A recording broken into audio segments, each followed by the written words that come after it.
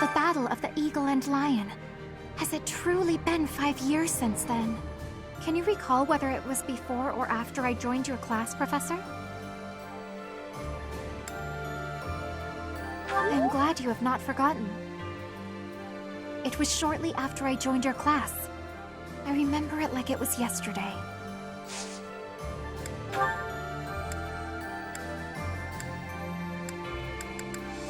I shall take it!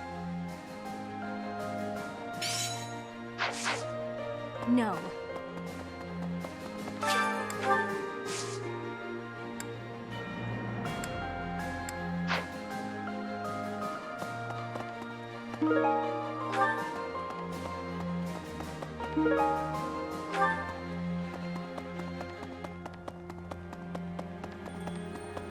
Okay. The Great Bridge of Murden was considerably better fortified than it was 5 years ago. The bridge was full of soldiers, and they all died.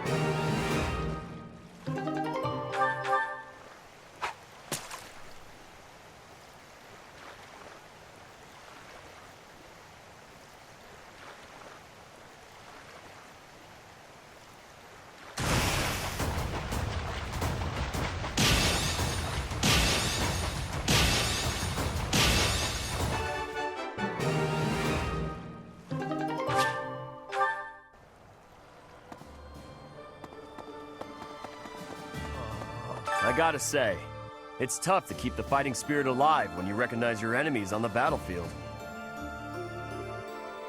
So you can't avoid it, huh? How did everything get so messed up? Just because we're fighting someone doesn't mean we gotta hate them. That's probably the worst thing about war. Win or lose, I still get a bad taste in my mouth.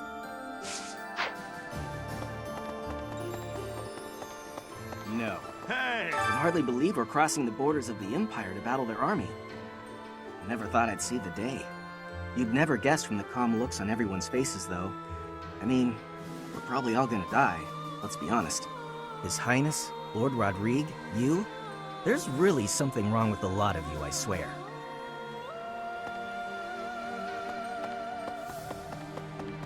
Professor, reconnaissance is becoming more of a risk the deeper we move into enemy territory.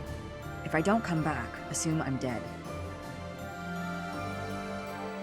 I'm glad you think so highly of me, but we have to be realistic. Don't waste your energy worrying about me. Greetings, Professor. Nothing to report. I hear we're sending troops to Grandeur Field next. Is that what's what? That whole area is in the territory of House Burgley's. It's famous as the main granary of Fodlan. If we could capture it, we probably wouldn't have to worry about food anymore.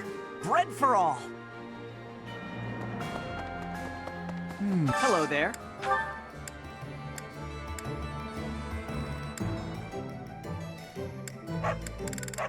This one, yes? I thank you. This one, yes? I thank you.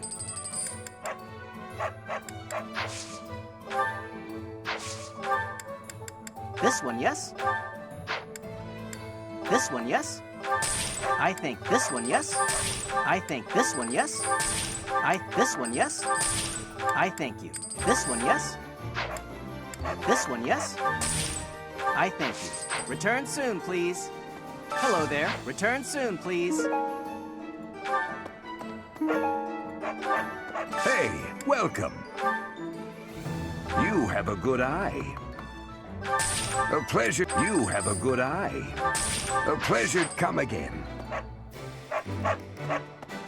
Welcome!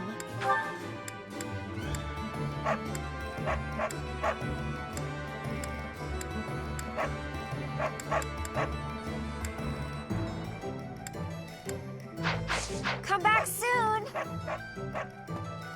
Hello!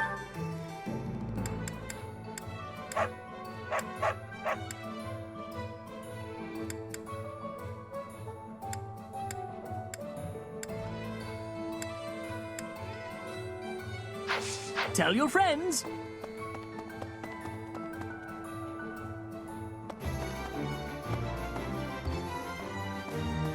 What do you require?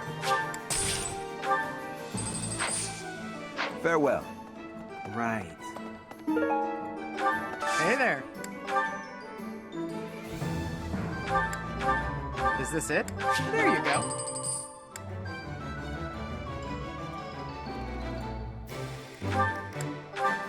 Is this it? There you go.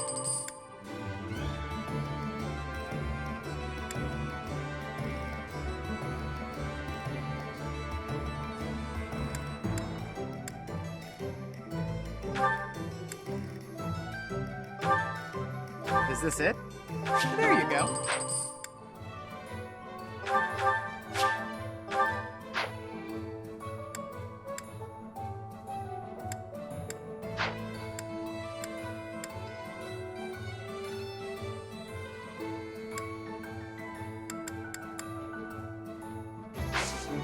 Come back anytime. Hello there. This one, yes? I thank you.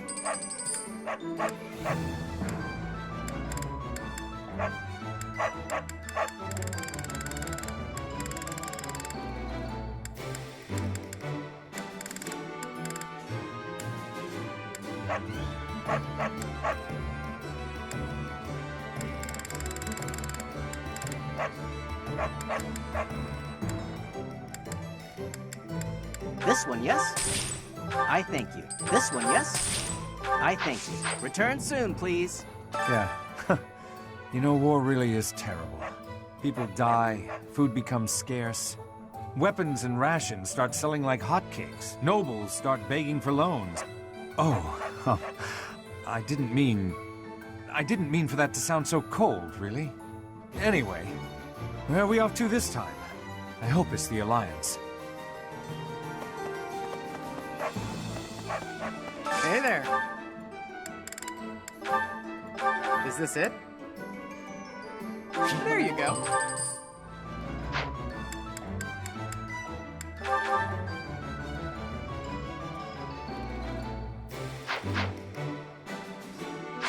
Come back anytime.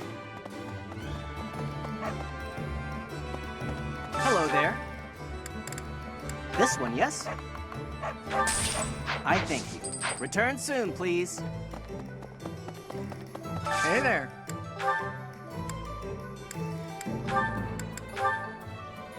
Is this it? There you go.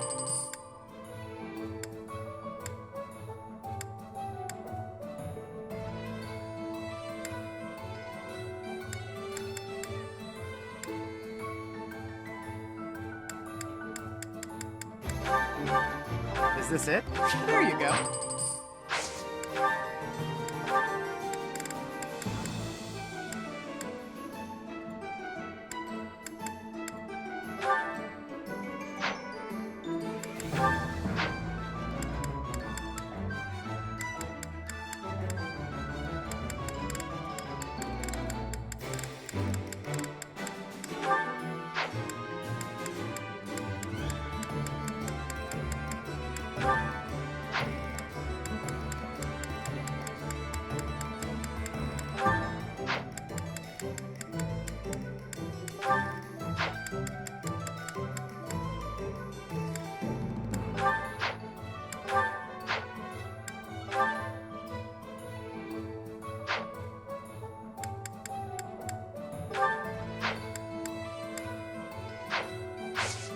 Come back anytime.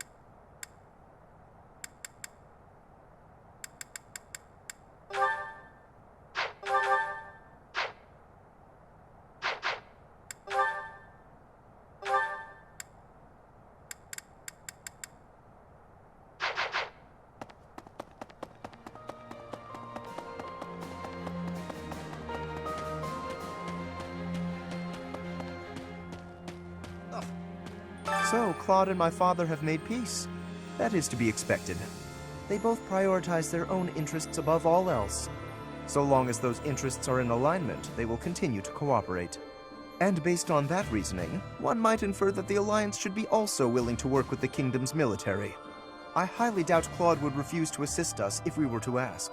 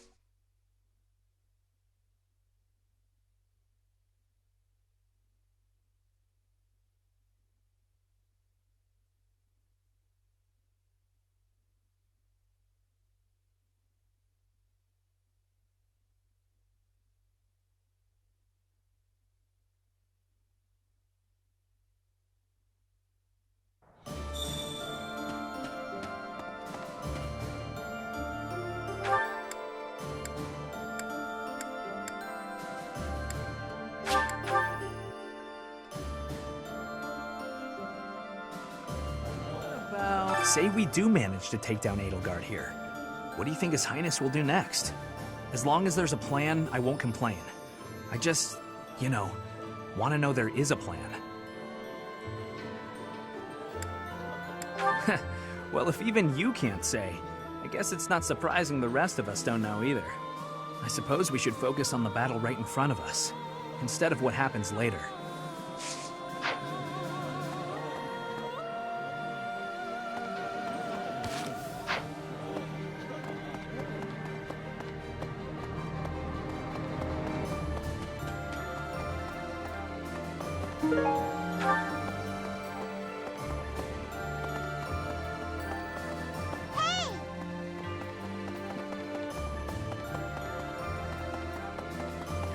Thank you.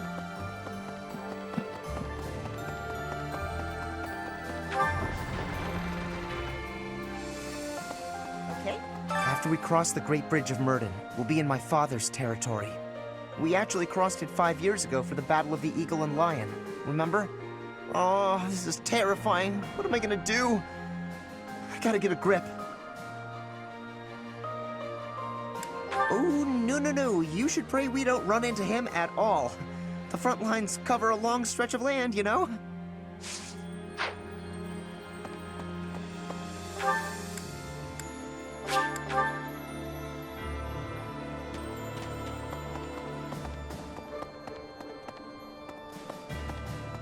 So, the campaign continues, does it? Well, allow me, as a professional recluse with 10 years of experience, to volunteer for, staying behind.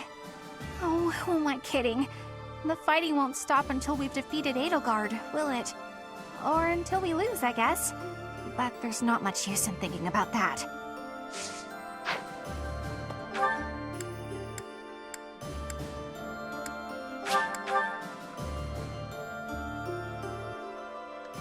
have a thought. Word just reached me that the Empire has stationed soldiers in Fort Mercius. If they decide to dig in their heels and defend the fort, we'll be in a difficult situation. I hear it's an impregnable keep, surrounded by high ramparts. Taking it would not be easy. Edelgard's presence suggests that Hubert is around too. He is Minister of the Imperial Household, after all. He's been around Edelgard since they were children. I suppose he must be pretty happy with his current position. Hey, I could use a hand.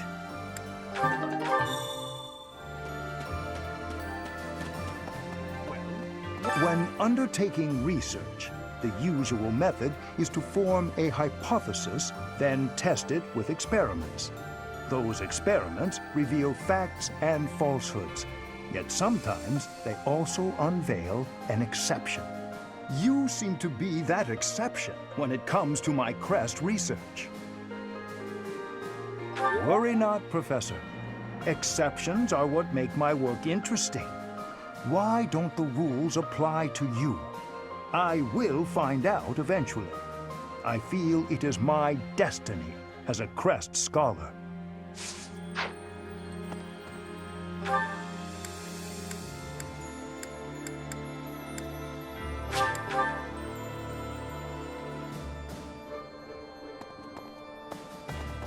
Say, I once saw the prince patting the head of an orphan from the monastery. Does this mean even that cruel man has some empathy in his heart? Was it just a random whim? Maybe my eyes just tricked me.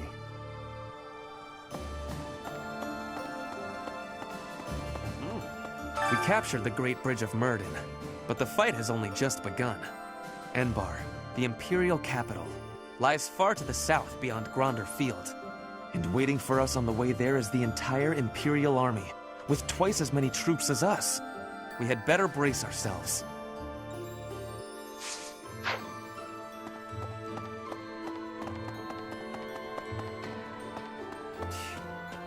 As powerful as our knights are, we're outnumbered by a long shot. This won't be easy. It's crazy to attempt this. I guess I'm crazy to go along with it.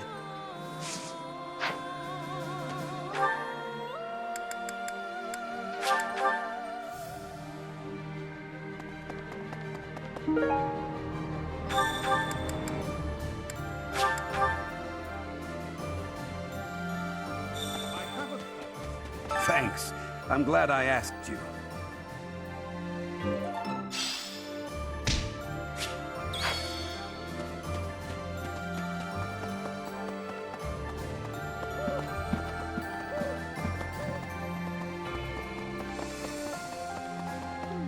I heard the next battle might take us to Grandeur Field. Is that right? Reminds me of the Battle of the Eagle and Lion. But of course that was a very different time. When it was over, all three class heads complimented each other on their bravery. And then we had a party. But we can never go back to that, can we?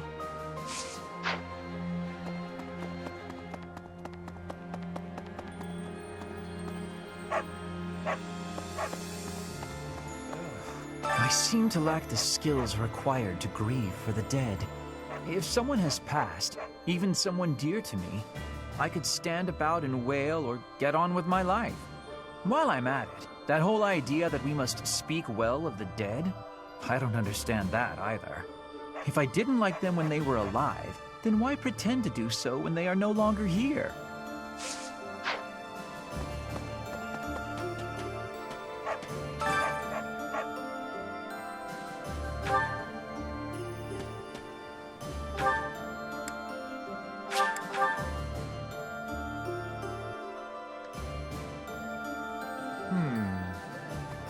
So, we're finally moving into enemy territory. We can expect the war to get even more intense from here on out. I'm really feeling the tension now. I have almost no experience with battles of this scale. Professor, I'll be grateful for your leadership on the battlefield. I know I can trust you. Pardon me. Right. Thanks to our victory, I've been able to study the Great Bridge of Murden at my leisure. And you know what? It's an astounding structure. So much history there. Imagine how much time and effort it must have taken to build something that big. Over water, no less. I hope that someday it will be opened up to the people of Fodlan. A historical site, rather than a military checkpoint. Thank you so much, Professor. You have my thanks.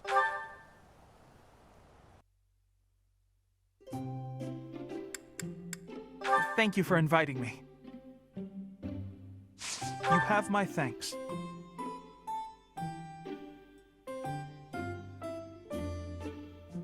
What a lovely fragrance. All right. Are you sure? All right. I can't believe it. All right. I can't believe it. Thank you for the delicious tea. I'd be happy to join you again whenever you like.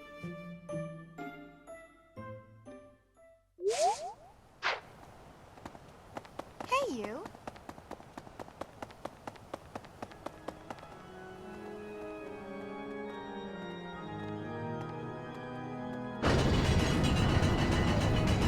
Please?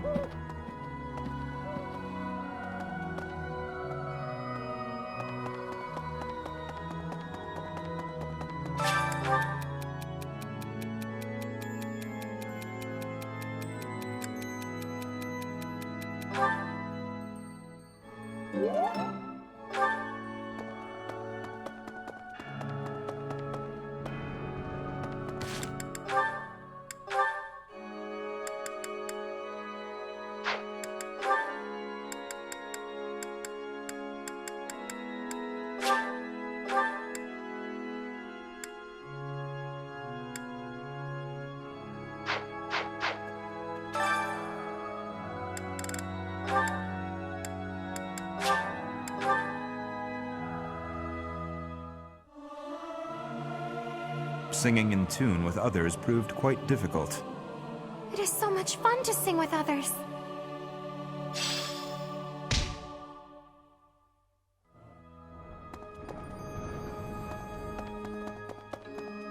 My thanks. You have my sincerest gratitude. Circumstances and my wounds have prevented me from being by His Highness's side these 5 years. I am grateful that you have found him for me. I am once again in your debt. I can finally kill her. Finally, I can avenge them.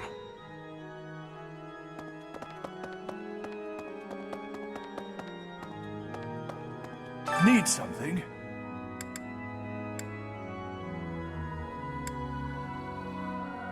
See you again soon.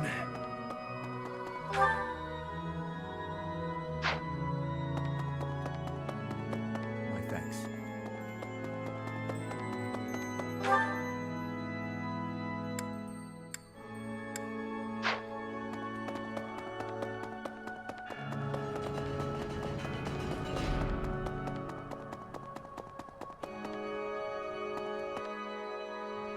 Professor.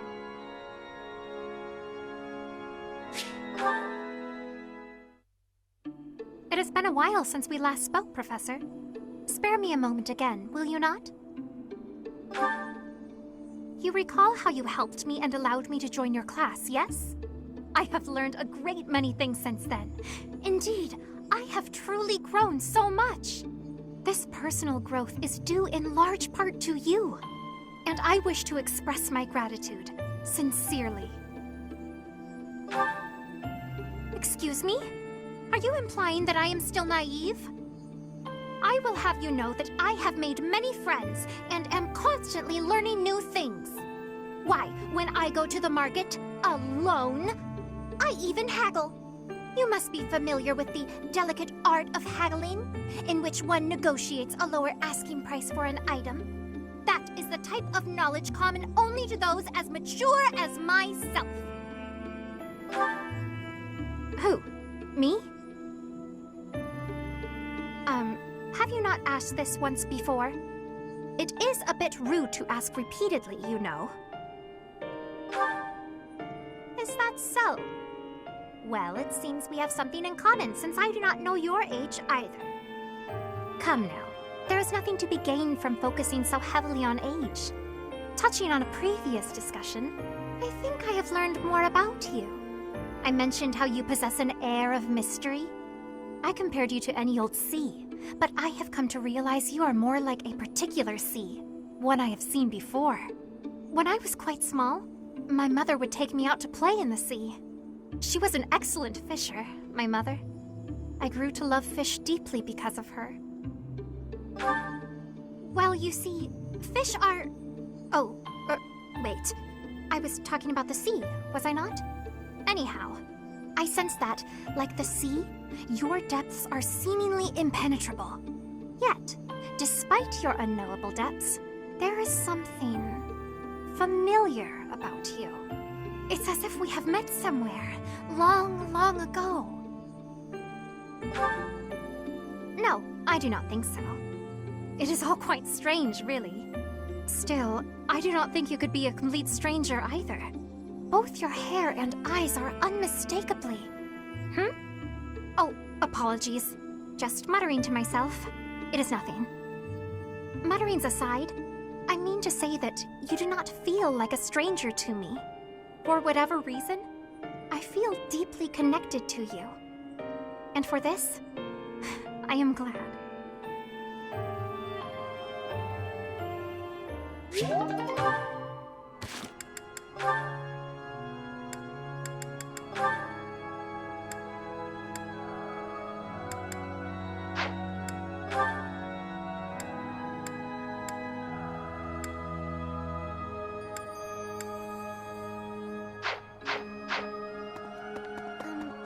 The situation in the Alliance has changed so much, but I haven't heard a word from my adoptive father. Do you think he's forgotten about me? I'm not overly concerned about him. I'd actually be happier if he really did forget about me. Everything would be so much easier.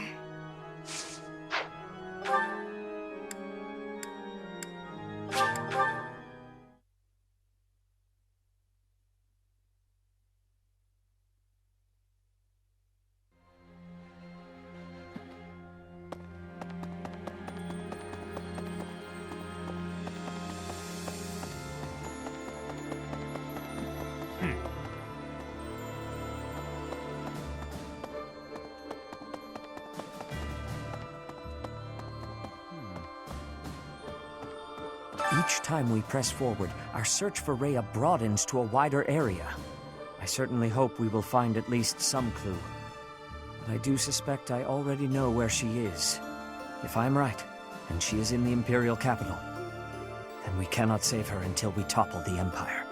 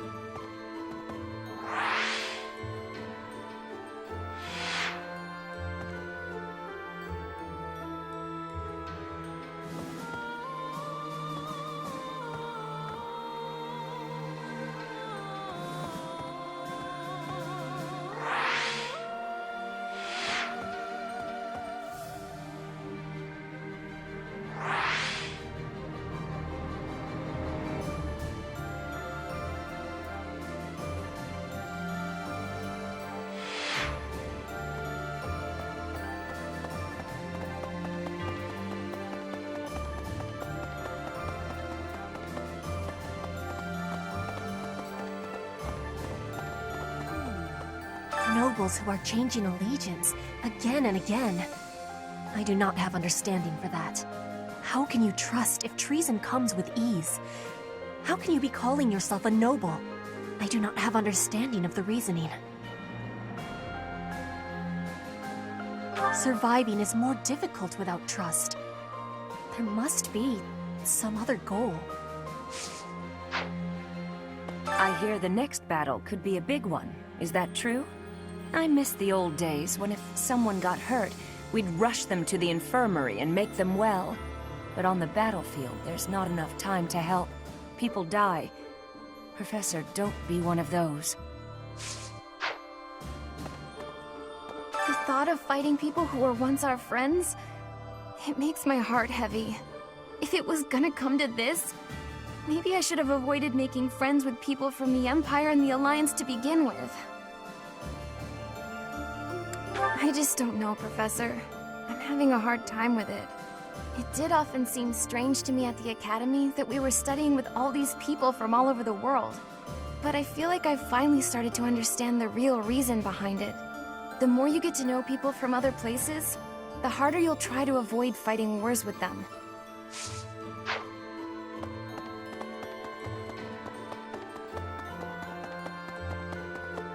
What do you think? I heard Edelgard is going to be leading her forces personally in the next battle. Seems pretty reckless to charge right into this one. I'm not sure I like our chances. What do you think? Hey, how come you only ever flatter me in times like these? What am I supposed to make of that? Anyway, we've come this far. Let's just keep putting one foot in front of the other and see how far we get. Thanks.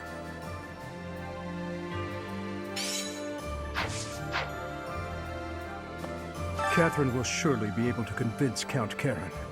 All that remains is to wait for a response from the Alliance side. For now, there are preparations to be made for the coming battle. Thank you for bringing me here. I've been given permission to take part in this next mission, too. I'll finally be able to avenge my brother. I swear, I'll take down that monster. Yet another grand battle awaits. Many will lose their lives. Yes, let's. We must both make it home in one piece. Even considering those we are up against. Friends from a time now past. I won't hold back. I'm glad you're the one giving orders on the battlefield, Professor. I don't think we should trust Dimitri with that task. Although it's thanks to his obsession that we're wasting no time, taking the shortest route to defeating the Empire. I just can't see a bright future for this army, fighting as we are under the banner of a prince possessed. Even if we do succeed in defeating the Empire, I wonder what will become of Fodlan. I apologize. Whenever I'm with you, I speak more openly than I should. Please keep this between us. If we defeat the Imperial army at Grandeur Field, what will our next objective be? I guess we won't have much choice but to try to take Fort Mercius, on the far side of Grandeur Field. It's probably too soon for us to be thinking about that, isn't it? The battle just ahead of us is far from certain. So, we're finally going to set foot in the Empire. I'm starting to get a little nervous. I guess there's a good chance we'll be fighting more old friends from here on out.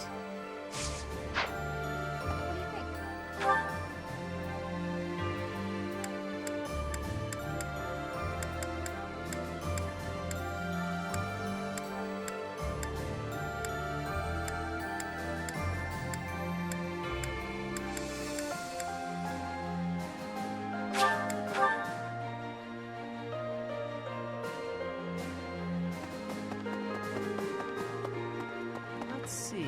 I've got to keep this place clean, and I mean properly clean, every day. Dust it, sweep it, everything. You never can tell when Lady Rhea might be back.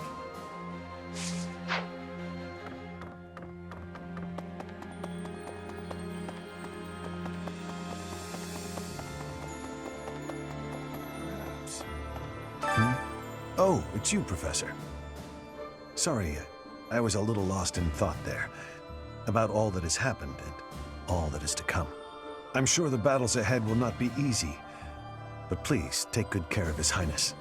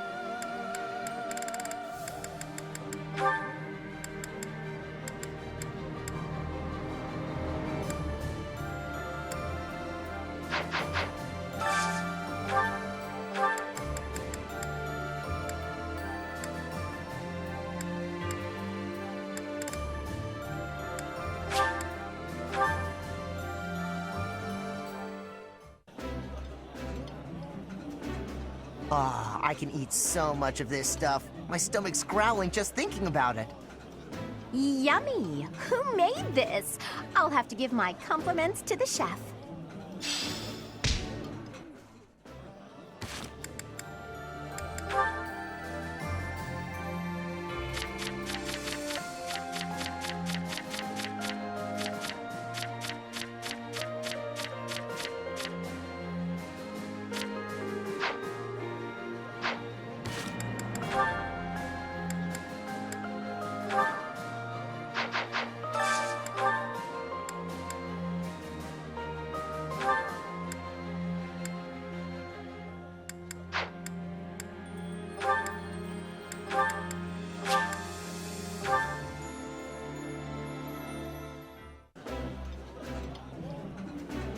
This is nearly as delicious as Mother's cooking. I would happily eat this every day. I like this.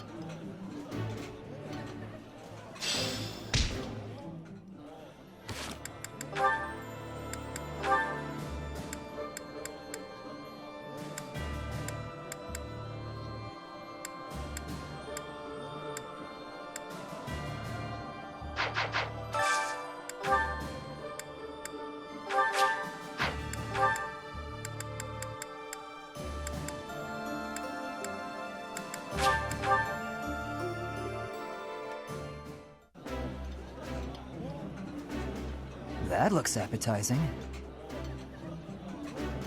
The flavor is nostalgic to me for some reason. I'd like some more.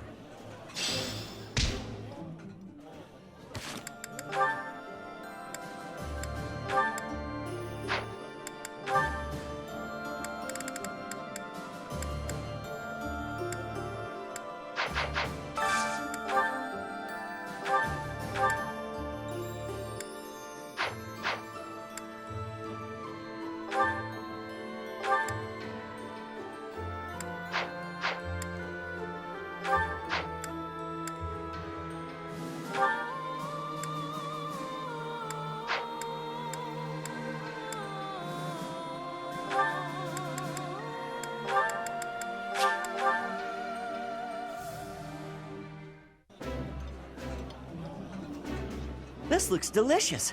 Let's eat. I would be liking that greatly.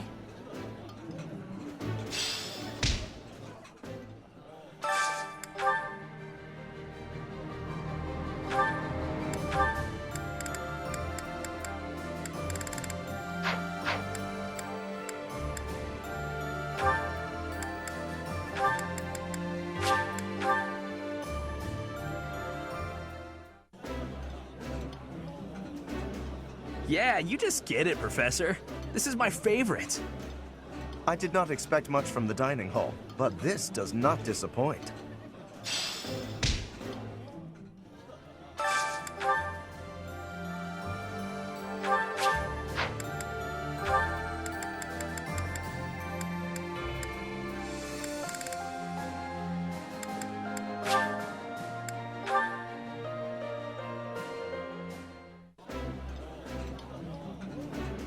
This is my absolute favorite. How did you know, Professor? Delicious. After a scrumptious meal like that, I feel that I can really seize the day.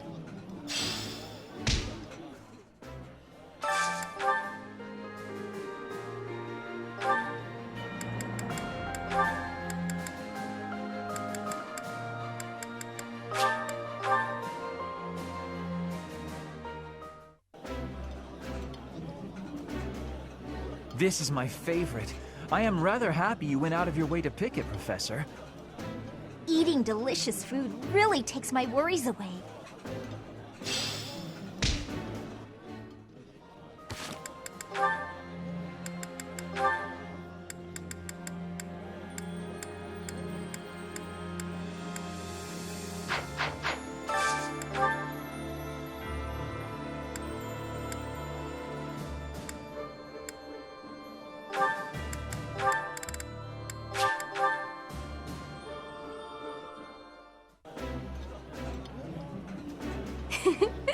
The food tastes great today, but my father can cook very well too. I certainly know the basics of cooking. Please allow me to treat you next time.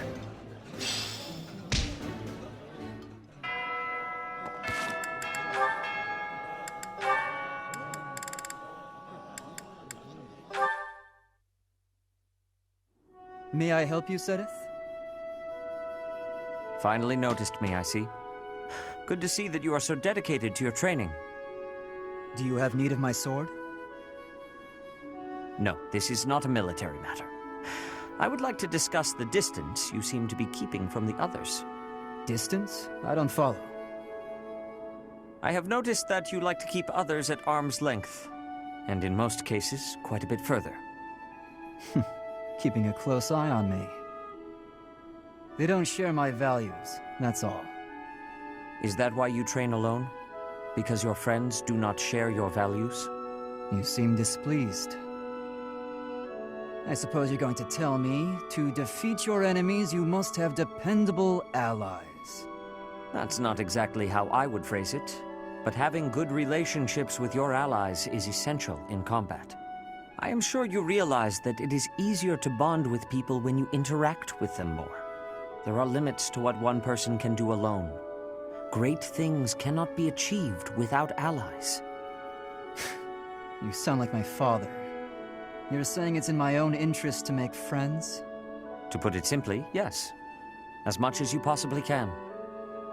To be honest, I envy you, because I know what it is like to not have many people to call friends. I wouldn't have guessed that. There are so many devout believers. I am talking about friends. People to speak with on equal terms. You have many friends here. You should take care to attend to them. I'll consider your advice, but I'm not usually one to change my mind. To be young.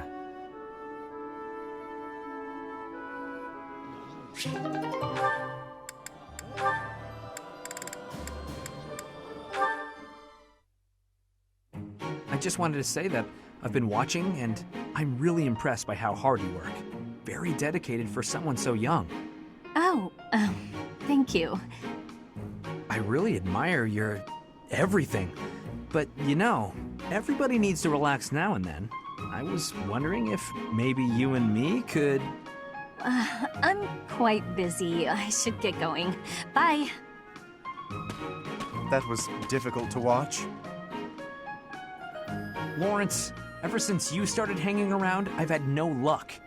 Usually, if I show a girl I'm mature, noble, and interested, she's an easy catch. Your logic is sound, I will admit, but your results are less than entirely convincing. Honestly, all this talk of maturity and experience from a shallow person like you is rather laughable. Shallow? What? Like your nobleness as some properly cultured man of the world? Naturally, my bearing is as elegant and refined as silk. Observe. You seem to be deep in thought. Is there something on your mind? Please, allow me to lend you my ear. I will gladly shoulder any of your burdens. Oh, thank you. But it's not something I really want to talk about. So harsh. Even the slightest worry, I would have been happy to listen. Why, yes. Your silky bearing was quite impressive. You're always going on about nobility, but that's no way to win a woman. Your problem, and I may have told you this before, at least twice, your problem is you're pretentious. That's rich, coming from you. Your bearing is so flippant that you utterly fail to gain a lady's trust.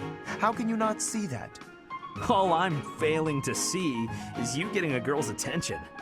How dare you? Listen, I'm sorry. That was mean. And you're probably right about me not being serious enough. I will concede, I feel the same. Enough at least to keep your advice at the back of my mind. I was a touch too stubborn. It's the same in battle, isn't it? If you don't bend a little, you fail. Even so? Yeah, with that being said... I will outclass you, Sylvain. Bring it on, Lawrence.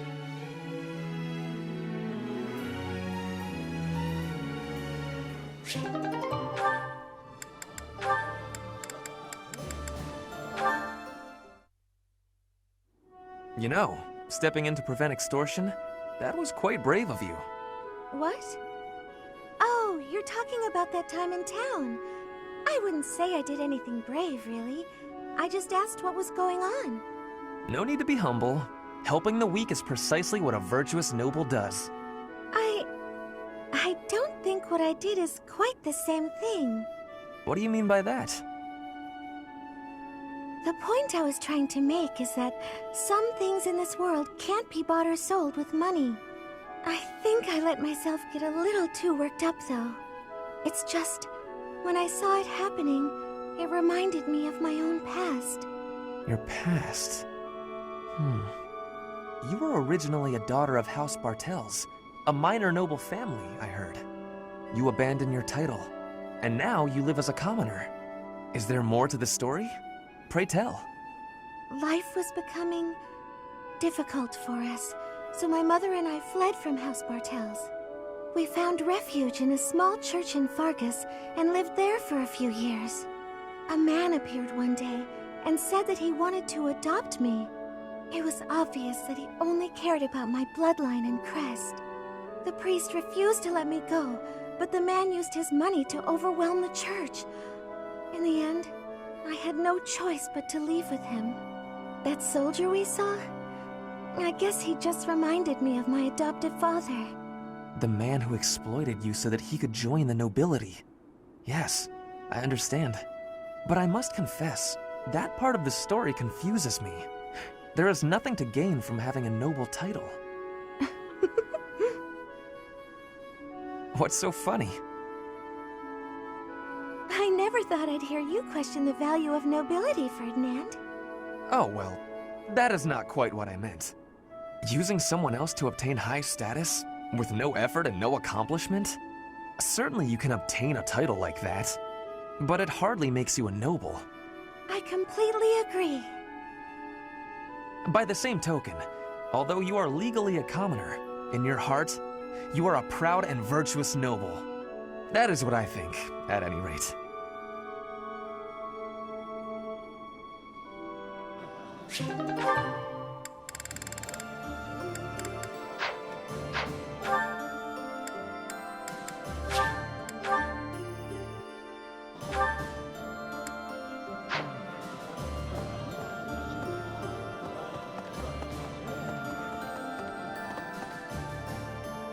Professor.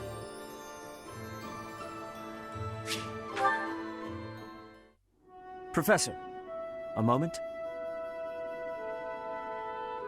I am sorry that I doubted your ability. I deeply regret ever holding such a view of you. It is obvious to me now that you are extraordinary. Do you doubt your own power, even now? I suppose that's only natural. You've lived your whole life knowing next to nothing about yourself. Not even Geralt could have possibly known all there is to know about you. But I wonder, are you satisfied with that? Are you content, not knowing who you are? Or do you yearn to know more? That was a foolish question, of course. You are not the sort to be complacent. So, only one more question matters. Are you ready? The truth. All of it. Learning it will doubtlessly have direct consequences on your life. I do not know what those will be. You may decide, once you learn it, that you wish you hadn't. But even if you have such regrets, you will never be able to return to ignorance. So, are you ready to know the truth? I see. That is what I wish to hear. Since the Archbishop put so much faith in you, I will continue to offer my aid. More than that, I will put my faith in you as well, and I will do all that is within my power to help you someday reach the truth.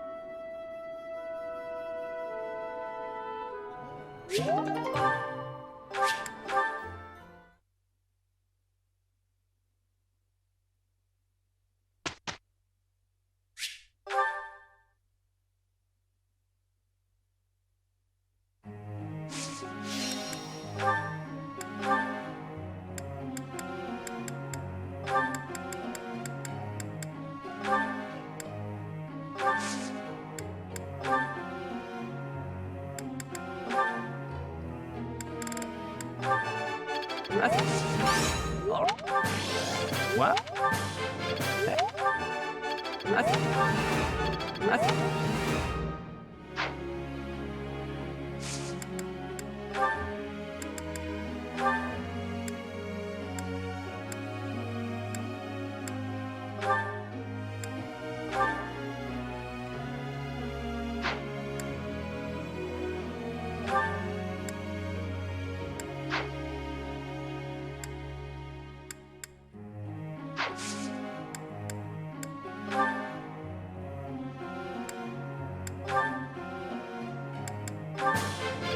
That thing?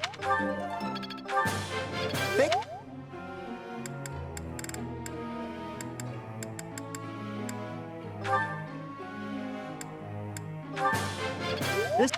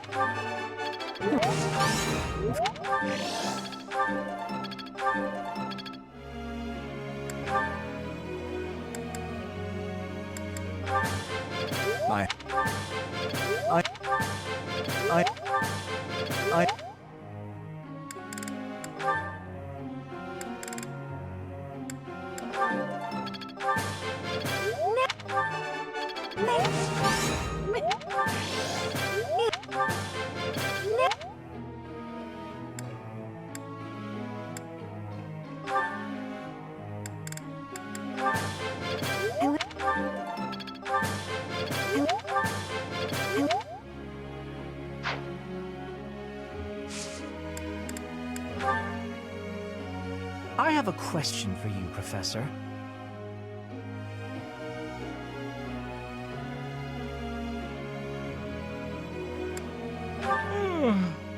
I got it. Professor.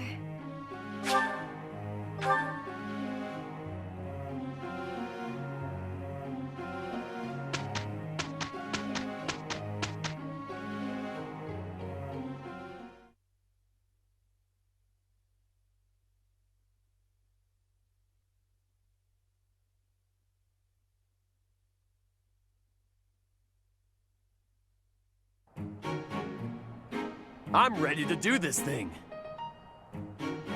Yes, together. We did well enough.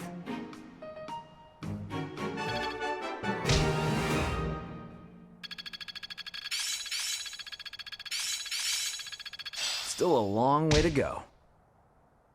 Guess all that time wasn't wasted. It seems my proficiency has improved.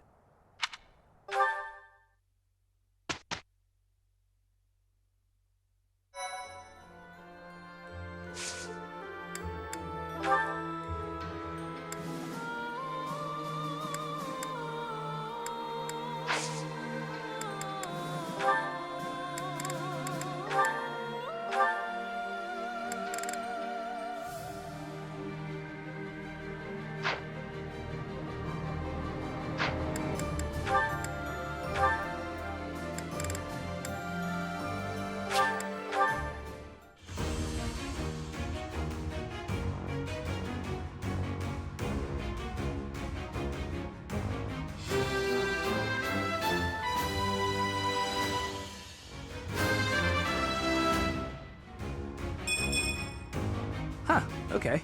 No big deal, really.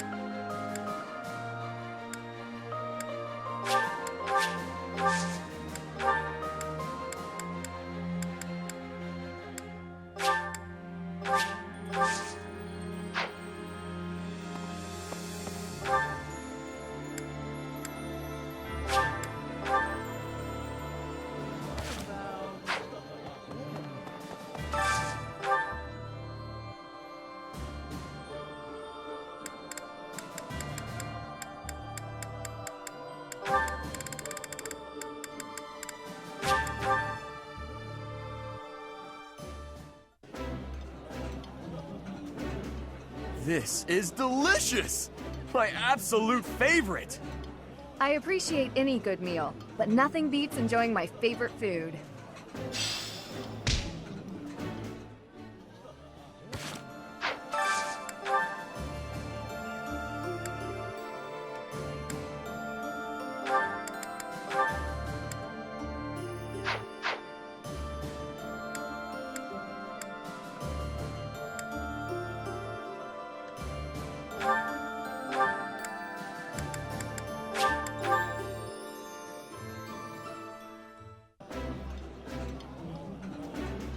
I like this. This is nearly as delicious as Mother's cooking. I would happily eat this every day.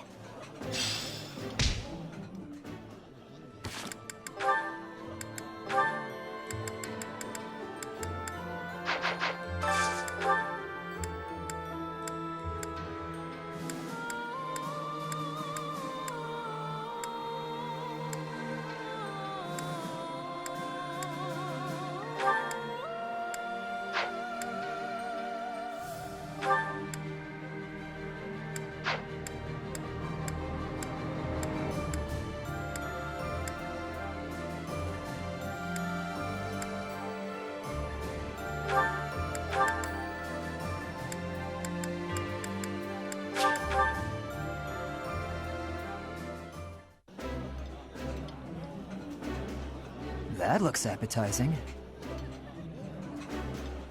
I don't like being hit on during a meal, so it's nice to be with you.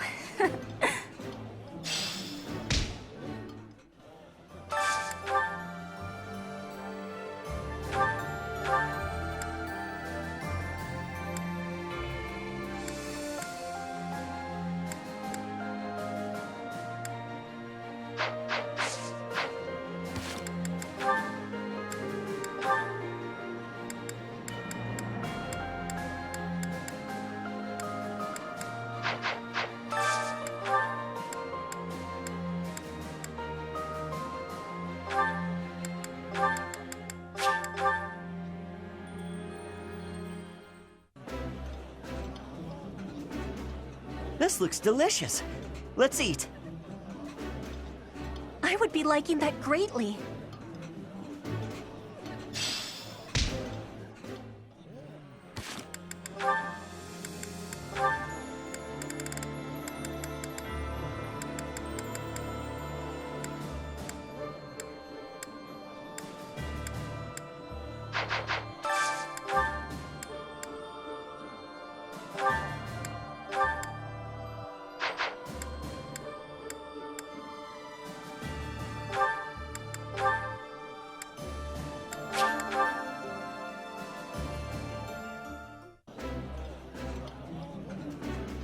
Yeah, you just get it, Professor.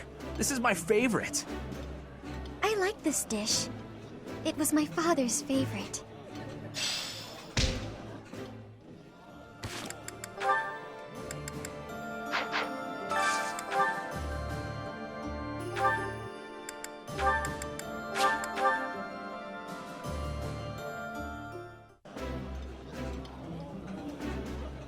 This is my absolute favorite. How did you know, Professor? Delicious! After a scrumptious meal like that, I feel that I can really seize the day.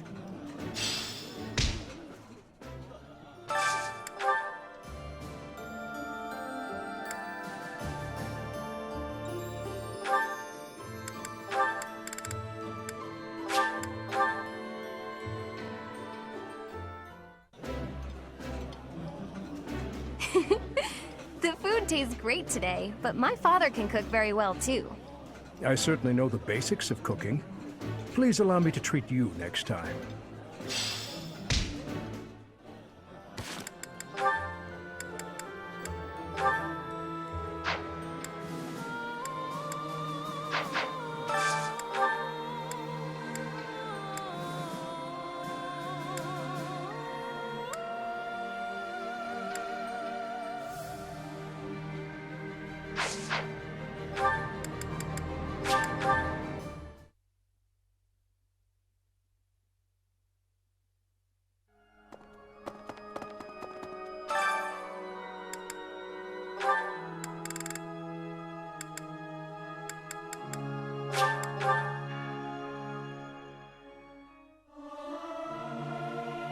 I'll keep my voice down. Don't want people thinking I'm vying for attention. But how loud is too loud? It's hard to sneak out when the professor is watching.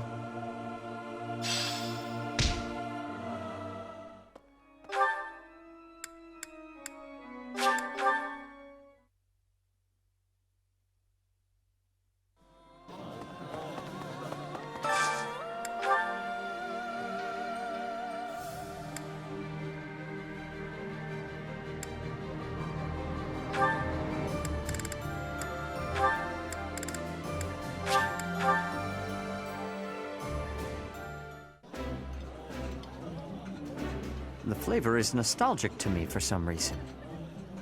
I'd like some more. Ooh, this is my favorite. You've got great taste.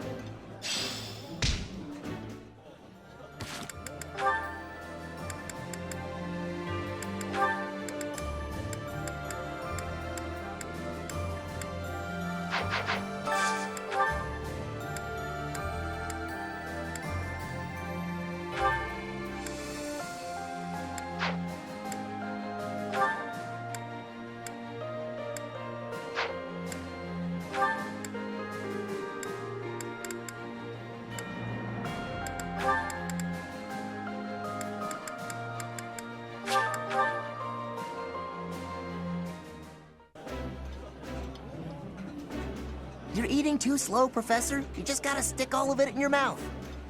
Yummy! Who made this?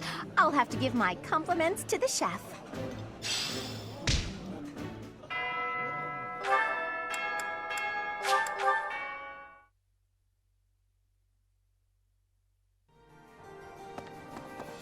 Hello there.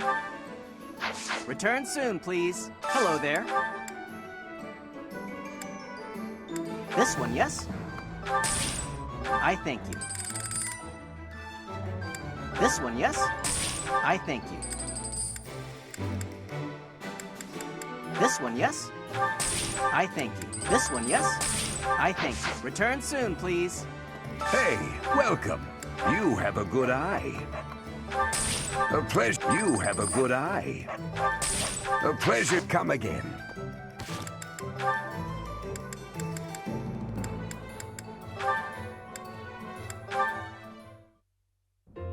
Ah, Dorothea. What are you doing here? I was actually waiting to see you. Were you going to invite me out to dinner? I accept. Yes, I was. I don't think it would be so bad to share a meal with you from time to time. How about tonight? I'm busy tomorrow. That's fine by me. What are you busy with, I wonder? Girls? And more girls? Isn't it an unwritten rule not to ask about such things? But what a curious turn of events. Have you perhaps got an ulterior motive? No ulterior motives. If you're worried, we can just pretend this conversation never happened. No, wait! That's not what I meant. I just don't understand why you want my company now. when you've always been so cold to me? Have you perhaps fallen in love with me? My stomach just got queasy. You know what? Maybe I'll eat on my own after all. Fine, fine, I get it. You want someone to chase your loneliness away. Something like that, yes. If you don't want to, I'll ask someone else. Don't dream of it. It would be my pleasure, milady. And to be clear, the reason you chose to spend time with me is my family, yes? Or is it my crest? Both? I'm just curious about such things. Say I was a commoner. Would you still have invited me to dinner? Is this really necessary for a simple dinner invitation? Actually, I have a question of my own. Say I was a hoarse-voiced old hag. Would you still be flirting with me? Would you still want to hold my hand and whisper sweet nothings? That's a difficult question. I have nothing against mature women, but... Even if you were an old man, I still would have invited you out. If you were a former noble exiled from his family, or an orphan from the streets, my heart cares not. Just kidding. I just wanted to try saying it. Of course it's better that you have money. You little... Yeah, that's probably true. So, Dorothea, about that dinner? It would be an honor to have you join me tonight. And let's not talk about things like this over dinner, okay? Even if I was an old man or an orphan, huh?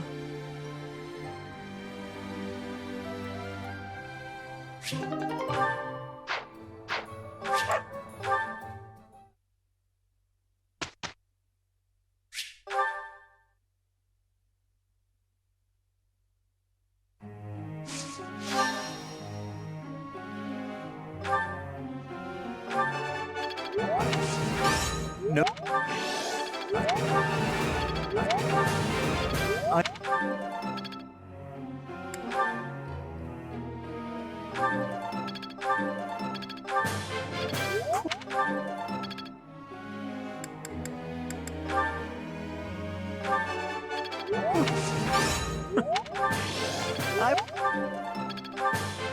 I'm making strides.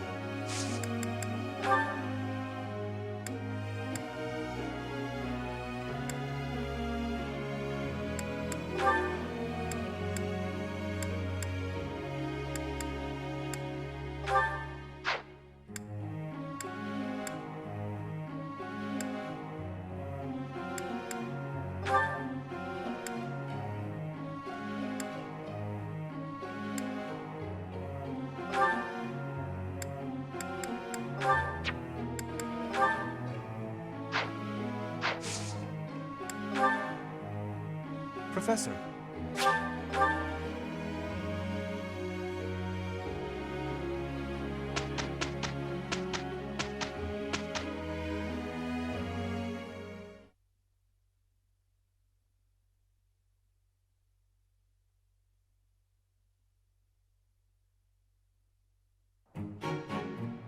We did well enough.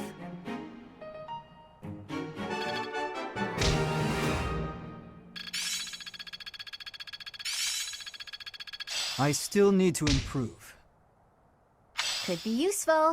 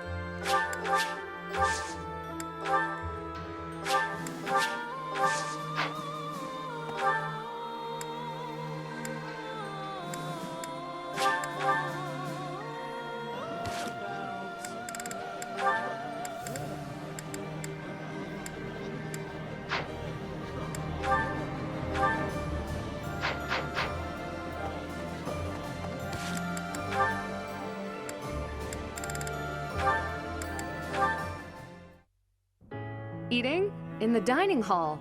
You? What do you mean? The dining hall's where I do most of my eating. If only the old version of you could hear you say that. It seems to me you've taken more care with your appearance of late, too. For once, you aren't covered in gravy and oil from head to toe. I'm impressed. Of course not, Ingrid. A proper knight has to be neat and tidy. All right, what have you done with Raphael? It's all thanks to you. You said I had to clean up if I wanted to be a knight, so I started being more careful. Do you think I have what it takes now? You've certainly become more knightly than before. But there's plenty yet to do to become a proper knight.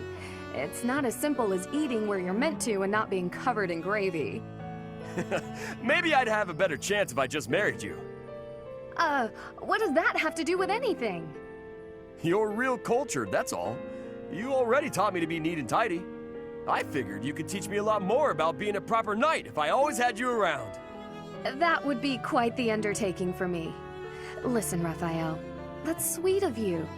However, as I've said before, I've no intention to marry. Let's cast aside this talk of marriage, and instead embolden one another to be the best knights we can be. You're right. Probably a better idea to just embolden each other instead. As long as I still get your help with becoming a proper knight. While you're working to be more proper, I'll be working to strengthen myself, that I might become a greater knight than you. Huh. I don't know about that. I'm pretty tough. But I guess if anyone could beat me, it'd probably be you, Ingrid. Guaranteed. Thank you, Raphael. That means a lot to me.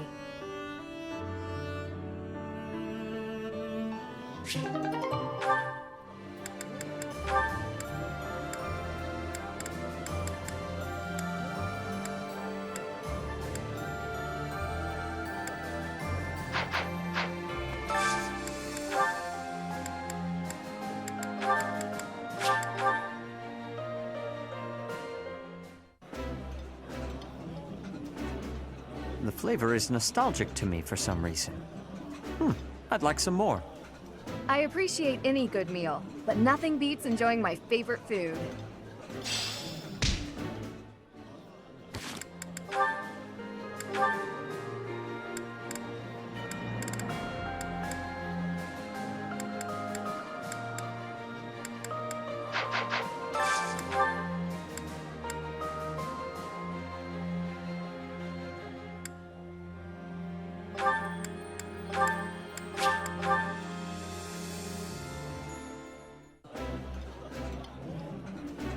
I like this.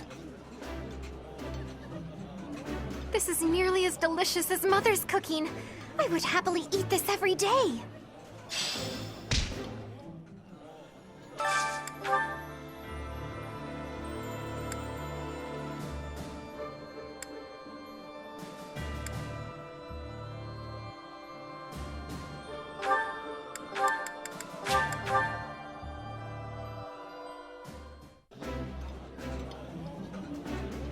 This looks delicious.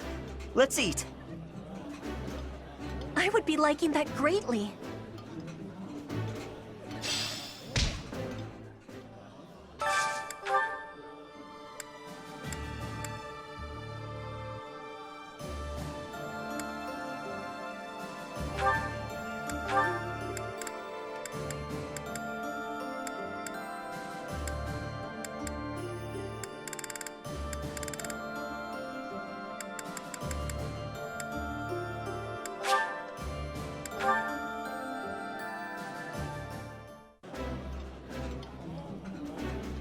That looks appetizing. Yeah, you just get it, Professor. This is my favorite.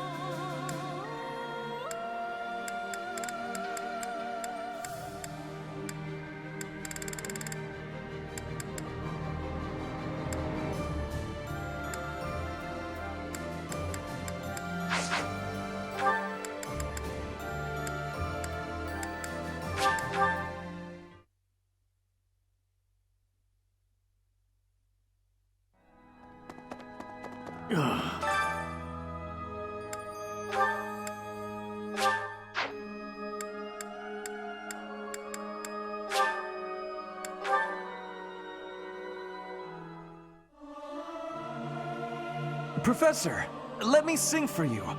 Do you not like my voice? It would make a Pegasus dance with joy. I hope this song reaches the goddess's ears.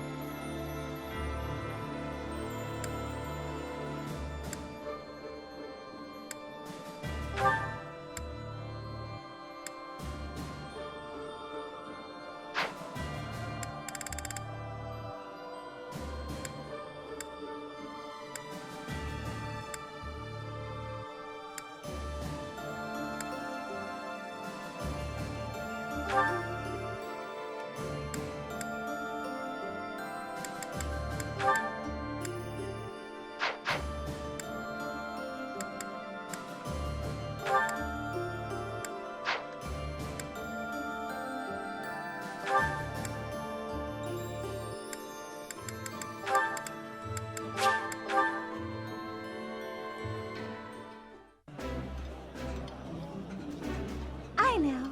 Let's have tea together after our meal. Delicious! After a scrumptious meal like that, I feel that I can really seize the day.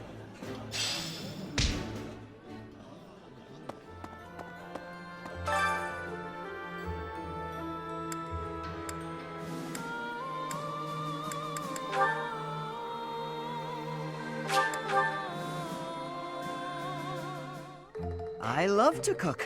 What are we making today? Is that so? I have a lot of experience in the kitchen. I can make just about anything. Wow.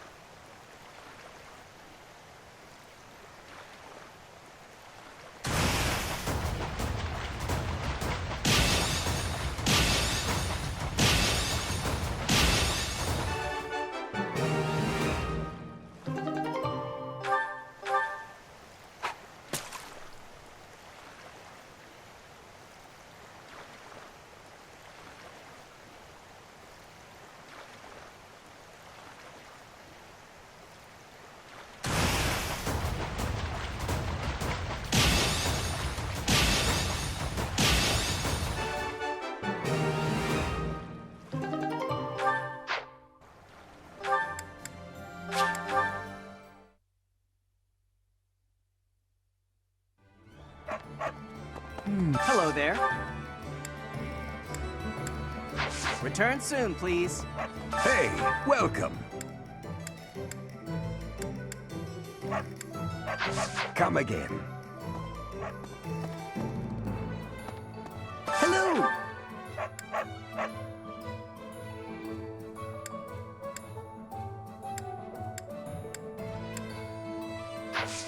Tell your friends.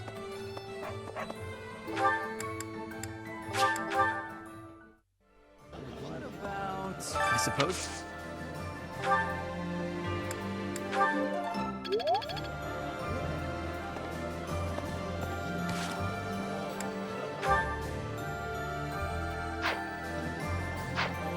I suppose we should...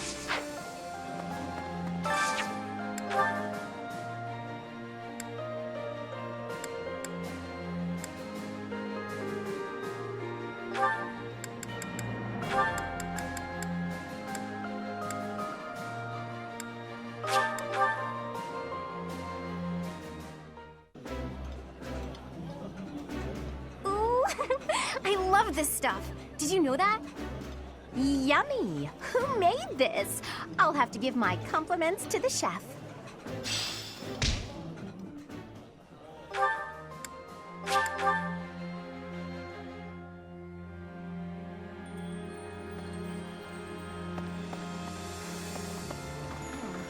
The bridge was...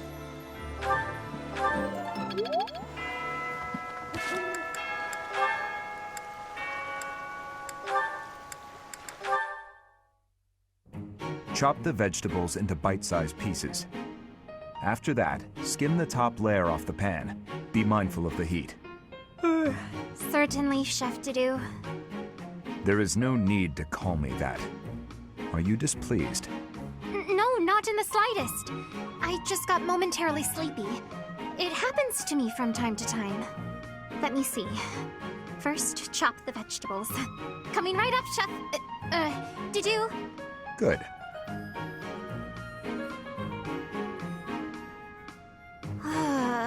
I am so bored.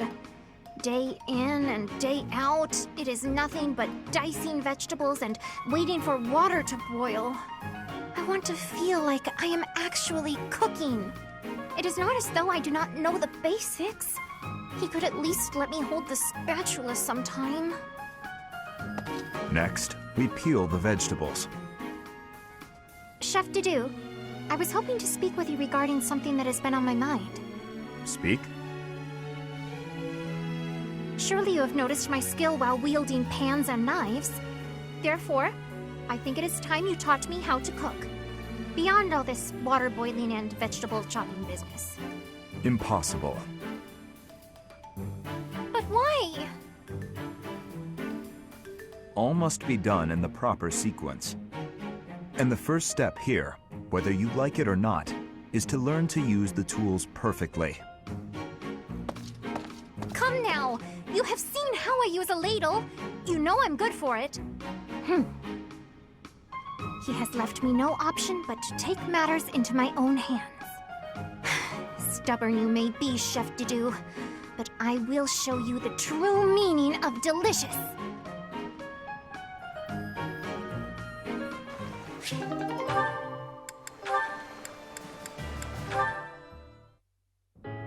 What is it, Petra?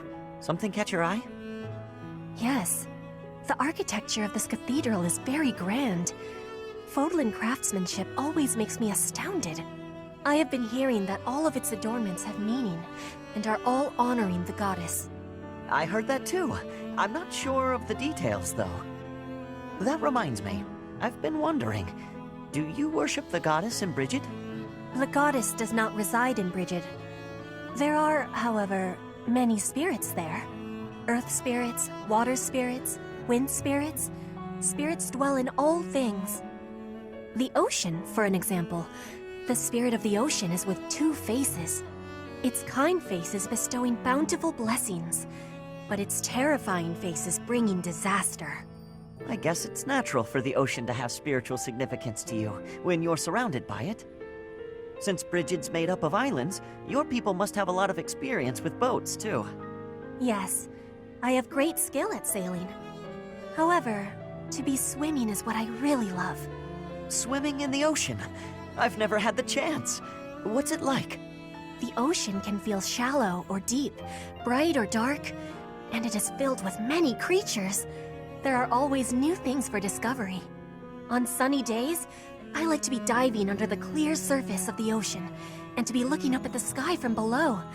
Those moments are my favorite. The sun shining through the blue water. It can be making even the water sparkle like gems. That sounds amazing. I can't even imagine it. You must really love it, though. Your description just now was very poetic. It makes my time swimming in rivers and lakes feel pretty small in comparison. I am having an idea. When this war is over, we should be going to Bridget. With each other. Oh, well, I'd definitely like to visit. It's not the right time for me to travel, though. My duties as a knight will have to come first. A knight? Very well. I will be establishing an order of knights for you and Bridget. Wait, what? A whole knightly order, just like that? I am going to become the Queen of Bridget. Ash, you will become my guardian knight. Do not have fear. I will be making your dream come true. I don't know, Petra. This is really ambitious. We will be diving into the ocean with each other, and be gazing up at the sky from behind the waves. I give you this promise. I hope you are understanding. All right, all right. That smile of yours has gotten to me. I don't think I can refuse.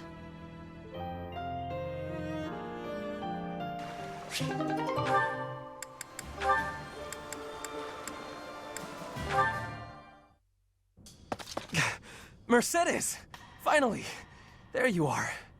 Ah, Ferdinand. Why are you so short of breath? I just wanted to show you something. What's this? Oh. Yes, these are financial records that I recovered from your adoptive father. They prove that when he adopted you, large sums of money changed hands. Where did you come across these?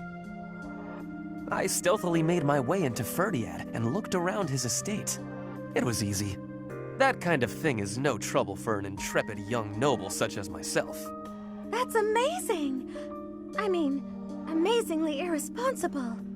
I can't believe you put yourself at risk for my benefit. I really wish you wouldn't do such things. No, I did it for my benefit.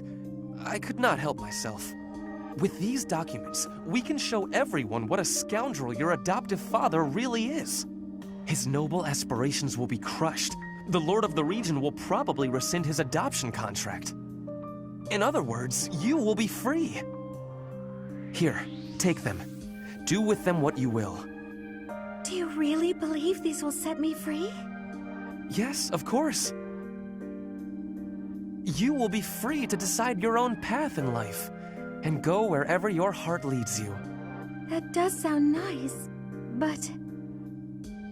I'm sorry, Ferdinand, but I think you should hold on to the documents. Why?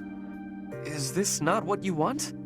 I've lived so much of my life following everyone else's lead, so much so that I've come to terms with it. It's almost unavoidable at this point. But with these, I could regain my freedom and change all that. You baffle me. Do you not wish to be free? Of course I do. Let me try that again in a way you might understand. Ahem. A true noble cuts their own path, seizing freedom from the clutches of tyranny. I cannot argue with that. Fine then. I will hold on to the documents. But I'm really very happy that you're so concerned with my well-being, Ferdinand. It means so much to me that you went through all that trouble on my behalf. Of course, Mercedes. The smile on your face is well worth the effort.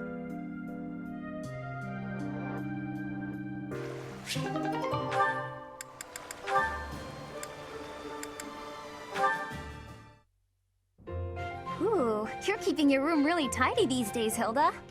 I'm pretty good at cleaning, I found out. I guess I was being lazy before. I figured that if I left it to somebody else, I might lose another vase. I'm sorry again about that. And about all of the other things I knocked over, too. Yeah, the shelves and the chairs and my clothes and my makeup. Ugh, I'm sorry. I said I'm sorry. I put everything back, didn't I? I'm kidding. I'm kidding. You know, Annette, you should try to be a little more selfish. That was a quick change of subject. You said how hard you've been working not to disappoint your family. You cleaned my room, or tried to, because I was feeling overwhelmed. You're always taking on other people's burdens. You might be right. It could be nice to do something for myself sometime. But if I hadn't tried hard for other people's sakes, maybe I wouldn't have tried at all. I might not have made it this far. So really, I don't regret a thing. Who I am now is the sum of everything I've done. You're so soft-hearted, Annette. You really think so? I didn't mean it as a compliment. But anyway, I just thought of something you can do for me. You can take a nap with me. A nap? But I'm not done with my chores. Yeah, I could use a little shut-eye, and it feels nice to snuggle up with someone. So, why don't we lie down for a bit? Are you sure it's okay to nap right now? I still have stuff to do for the professor. Oh, it's fine. It's fine. Later I'll help you with your stuff, and it'll be done in no time. Oh, fine. Just for a bit. The sunlight coming through the window is awfully nice. Isn't it? Nothing better than a nice lazy nap in the middle of the day. It really is relaxing.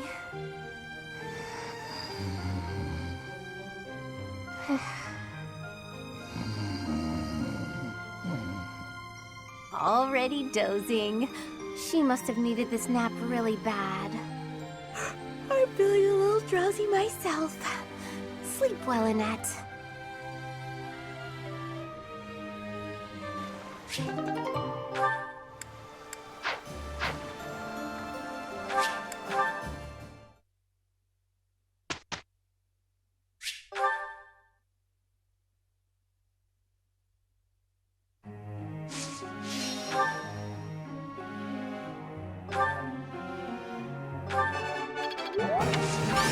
No.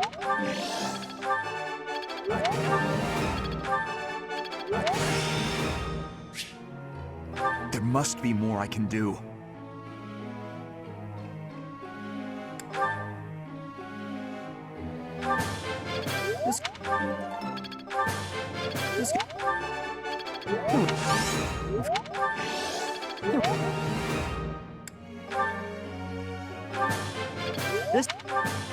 This.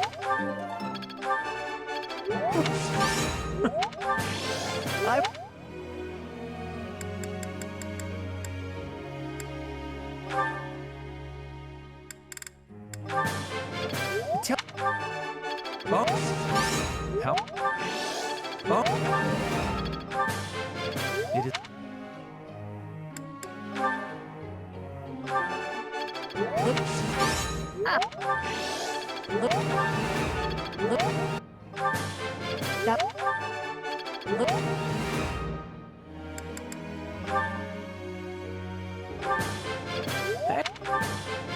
What? What?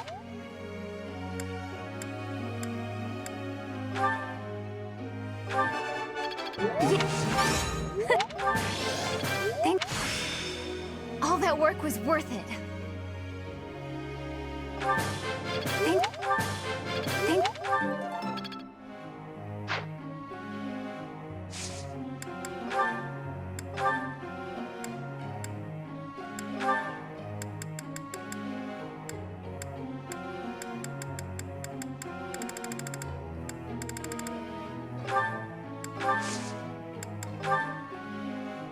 Professor.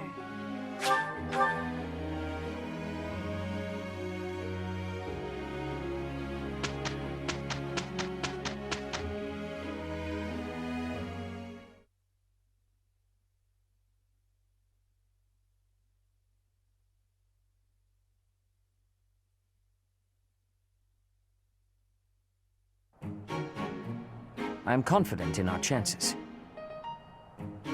Works for me. We completed our task without incident.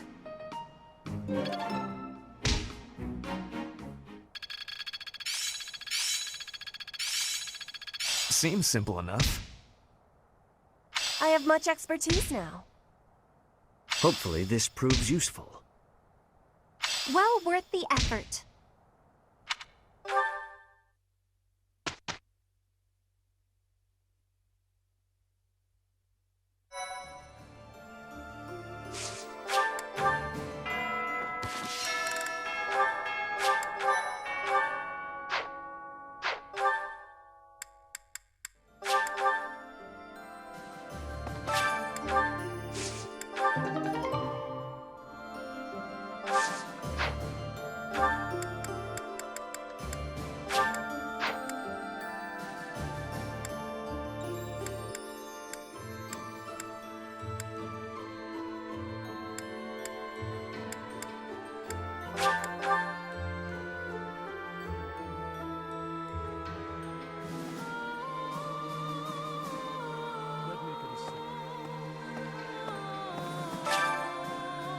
Thank you very much.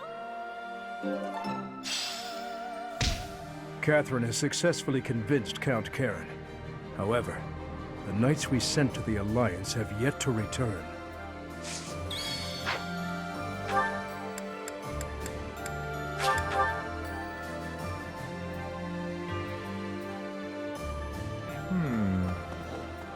Professor. Hey, Professor. It's been a while. Well, actually not that long. If you're here about the reinforcements, no need to worry. I've sorted everything out with my father. If the Alliance agrees to chip in as well, we might have a real chance at victory.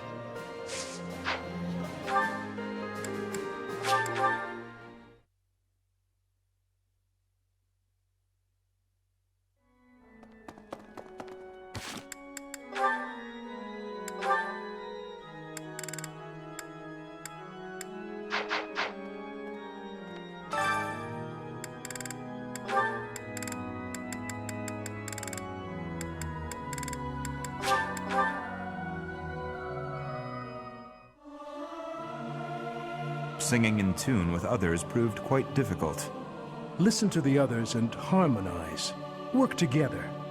The same in music as on the battlefield.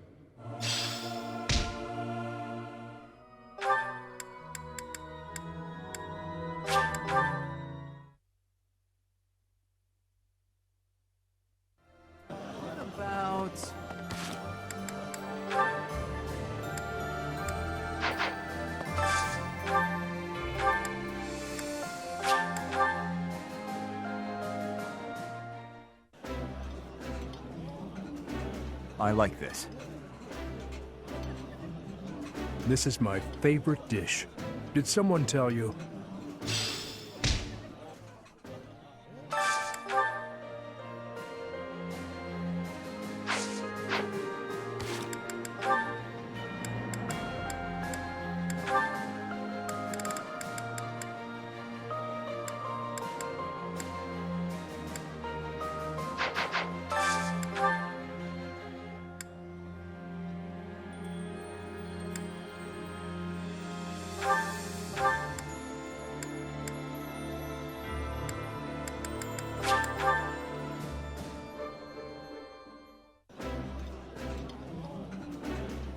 That looks appetizing. I don't like being hit on during a meal, so it's nice to be with you.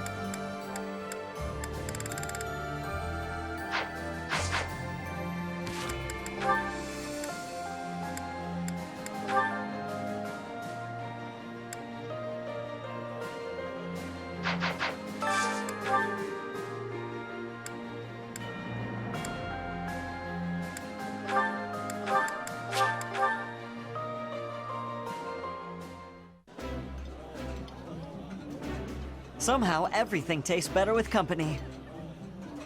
Eating alone is nice, but I think I prefer eating with a friend.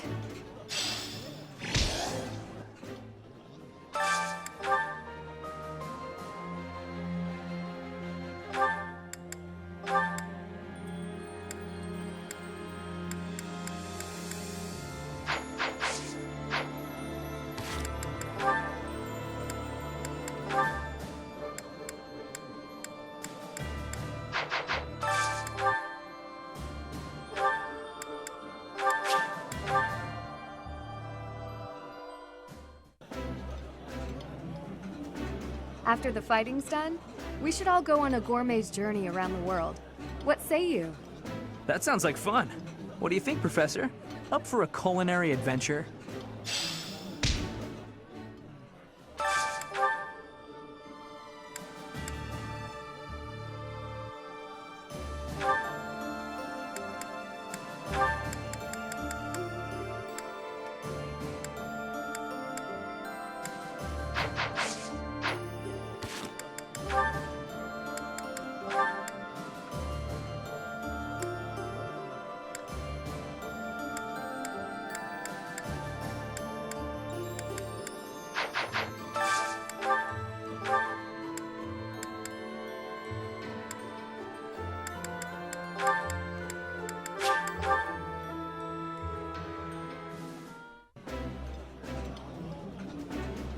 This is so good.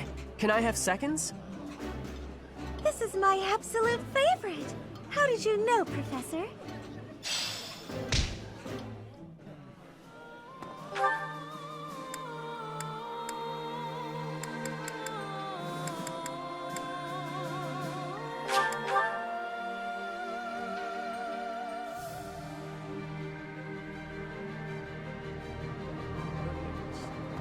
So, I guess...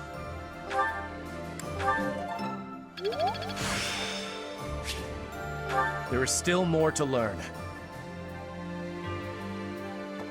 If we... I get... It's the battle...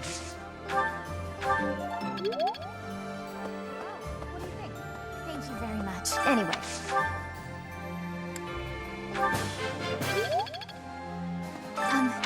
I'll final... I'll fight... Even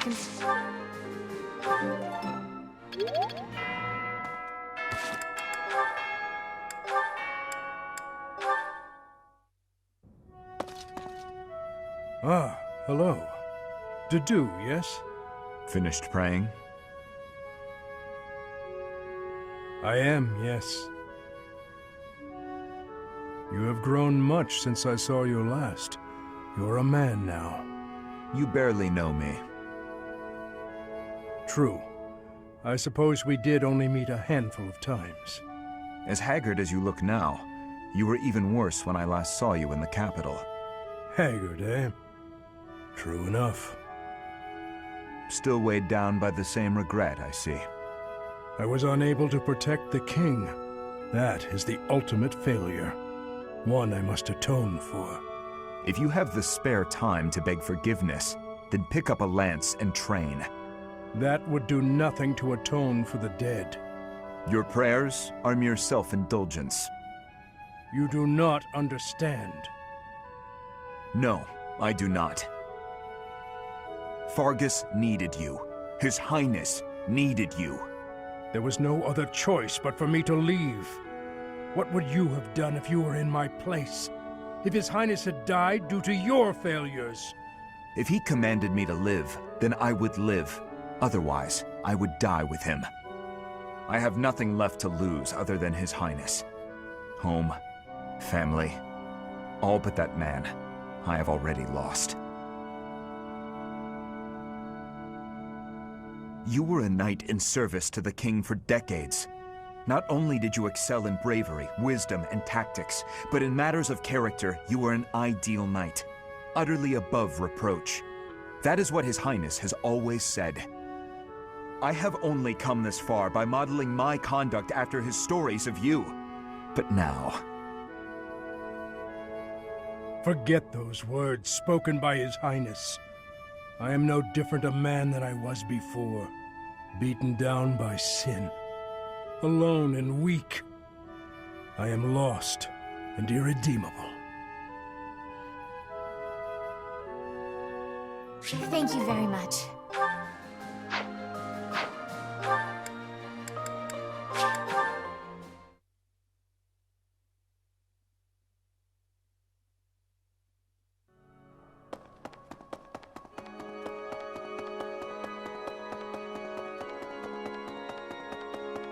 Need something? This one? You're all set. See you again soon.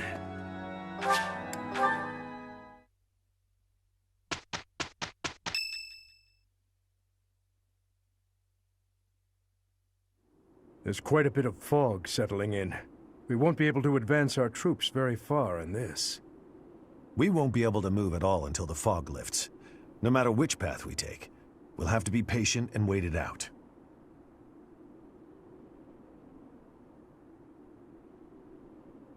Gilbert? No? Gustav. I would like to take this opportunity to speak with you about something. It's about the tragedy of Duscur. There's something about it I just can't wrap my head around. I'm listening. I lost a son in Duscur that day. I exhausted every last resource I had to investigate what took place there. I was startled to find that there wasn't a single shred of evidence to suggest that Lady Patricia's carriage had been attacked. Go on. Apart from His Highness, whose injuries left him on the verge of death, everyone else present at the time was slaughtered. Of all the victims, only the corpse of Lady Patricia, His Majesty's second wife, was never found. Isn't that right? Surely that means she was abducted. There was no evidence of an attack, suggesting they threatened her, but did not kill her. But what reason would they have to take her? Would it not have been better to kill her? Perhaps she had some value as a diplomatic pawn. Nonsense. In the many years since that day, has Lady Patricia ever been used thus? No, not as far as I know. Then perhaps she was used for some political gain within the Empire.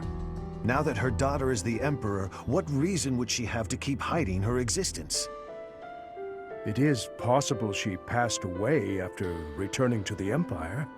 Gustav, I know this is hard for you to hear, but just consider what it would mean if Lady Patricia was involved with that incident. Silence, Rodrigue. I will not allow you to tarnish her memory like that. I do not mean to imply that she arranged His Majesty's murder or anything of the like. But Gustav, I cannot shake the feeling that the tragedy was part of a much larger conspiracy. There is more to it than we know. That much is certain. Rodrigue! Gilbert! Please hurry! To kill like this is inhuman. This is one of the knights we dispatched to the leader of the Alliance. Tell me everything you know. Sir, a soldier on patrol came across this night a short while ago, in a rocky area not far from here. Someone from the Alliance must have disposed of the body there. Is this how the Alliance chose to inform us that they have no intention of joining our cause? Yes. I would not hesitate to believe them capable of this. Whatever the truth is, the other knights we dispatched are in serious danger. It's best to assume that joining with the Alliance is out of the question now. Even with Count Karen's support, this makes our situation grim. I never expected the Alliance to help us. Anyone who stands in my way will be crushed beneath my feet. It is time, dear brother.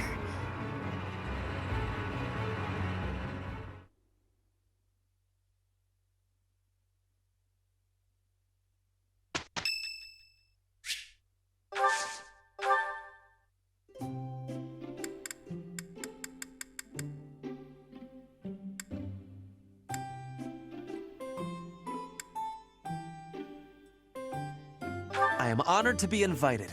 Thank you. Much appreciated.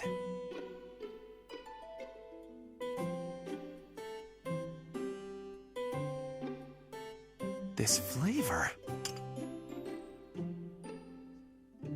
Sorry?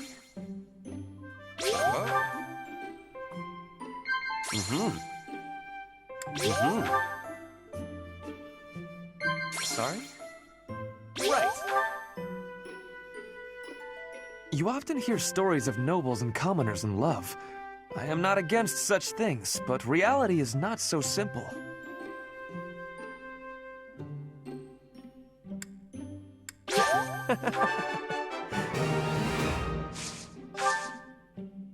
Madness! Teacher.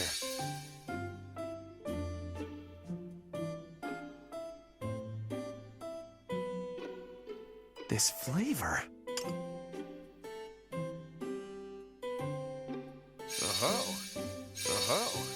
Right.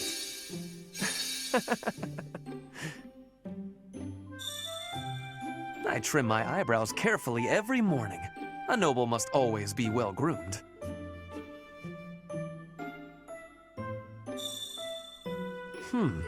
You are looking for a weak spot, are you not? Look as long as you like. You will not find any.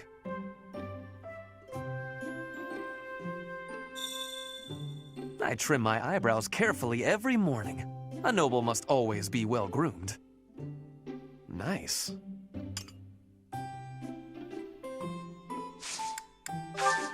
Thank you for spending time with me.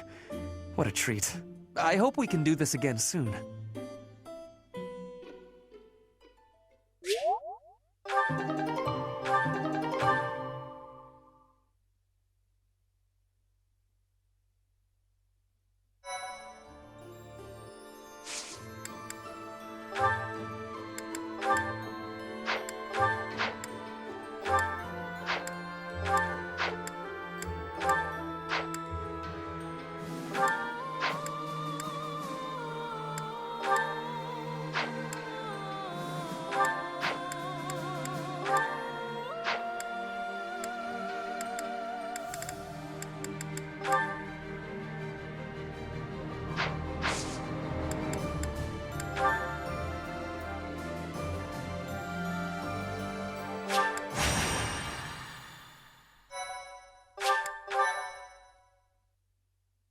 Thank you. The Kingdom Army departs from the Great Bridge of Myrden and marches south toward Enbar, the Imperial capital. Meanwhile, the Alliance Army follows from behind to invade Imperial territory, and the Empire has dispatched forces from Fort Merceus to intercept them. The curtain is rising on a conflict between the three armies, which will come to be known as the Battle at Grandeur, held on the same plains that witnessed the Battle of the Eagle and Lion.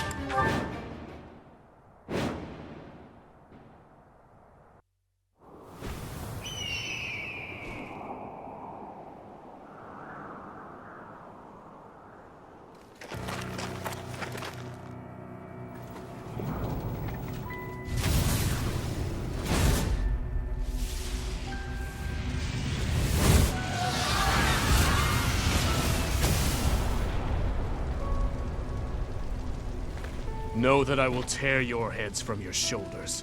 The dead must have their tribute. As big class reunions go, this one's gotta be the worst in history. Years ago, we fought here as classmates. But not today.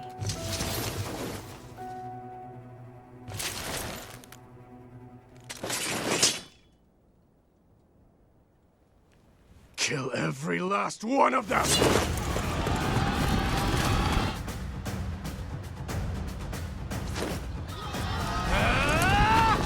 And so we fight on.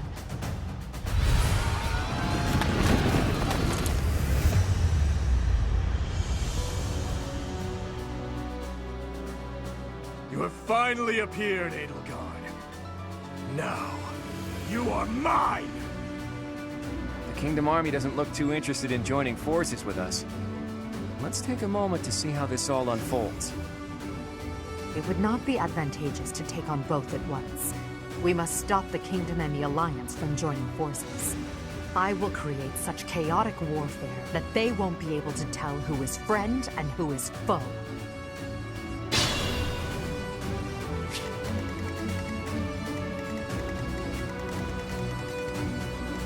I'm your girl. At your service.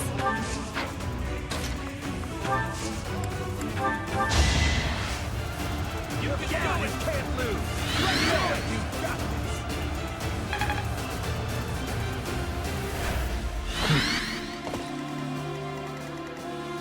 I'll comply.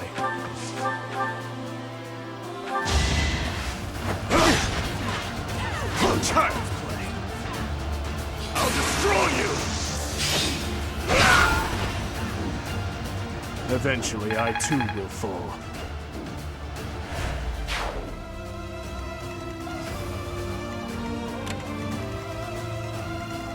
I'd be honored.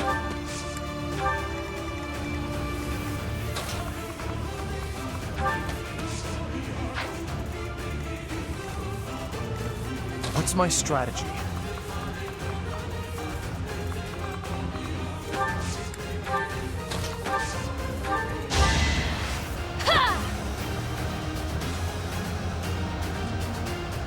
Well done.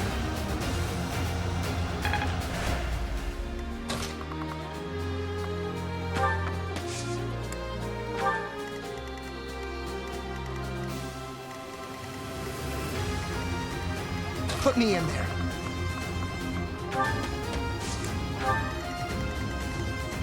Ready when you are.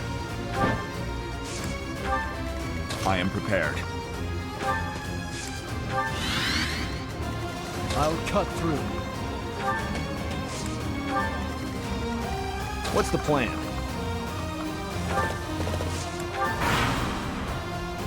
Mounted units, advance!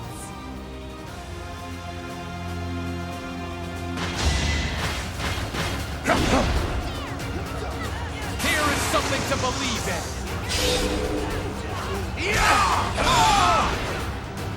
There's no turning back now.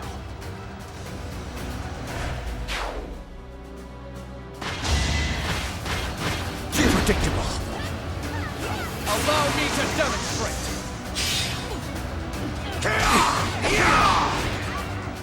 Another victory.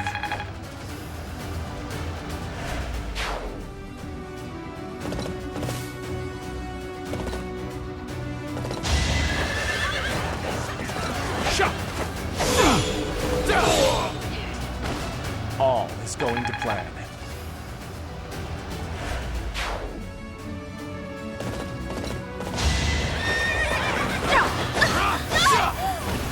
This could turn the tides.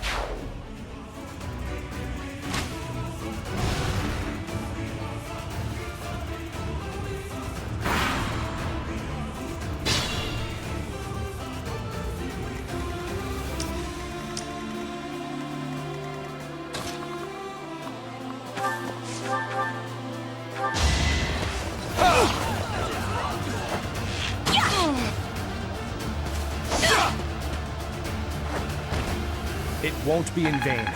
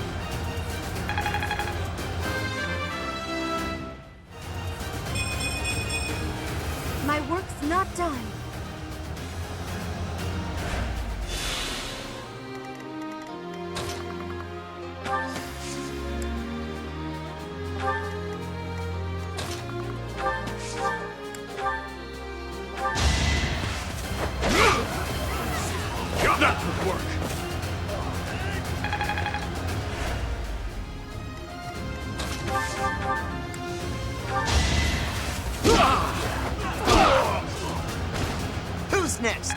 Get in line.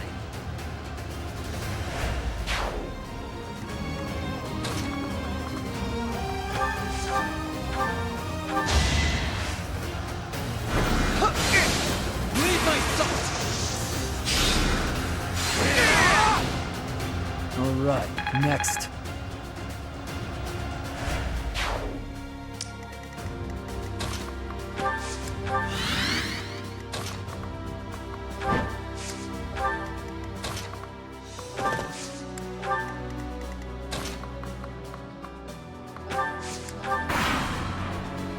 There are enemies in the central area.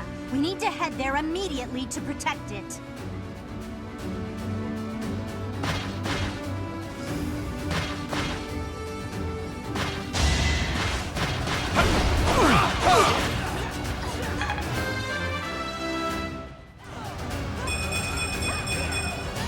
I'm stronger than before.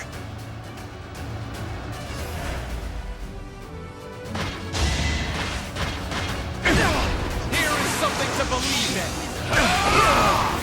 I must lead them well.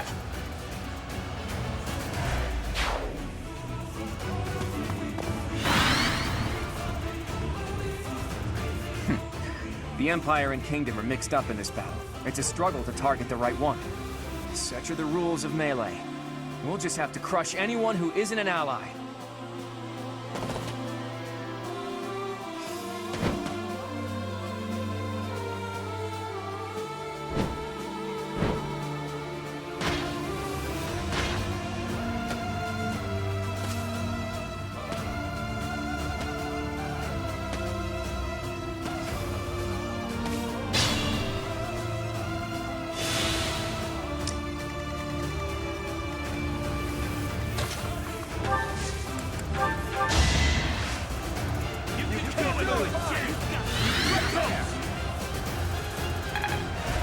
You're a big help.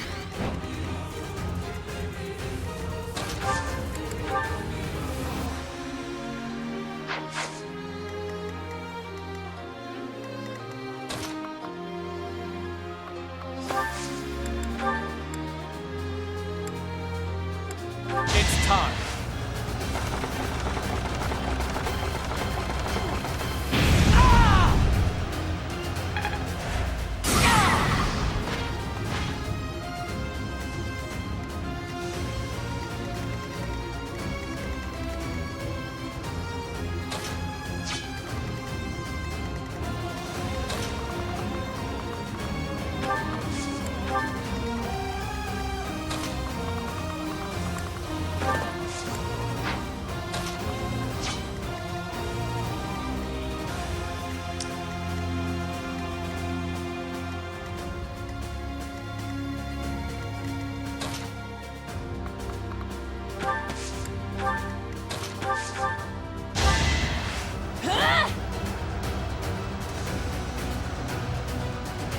Wasted effort.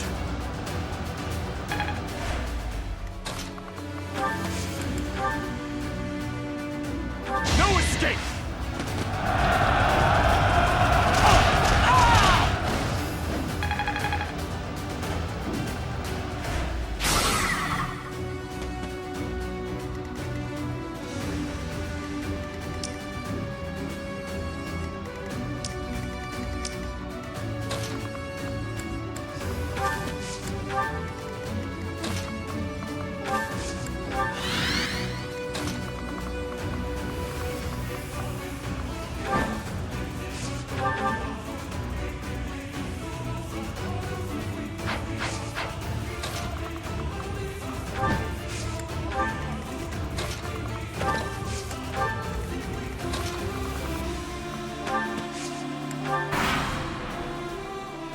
You're interfering with the plan.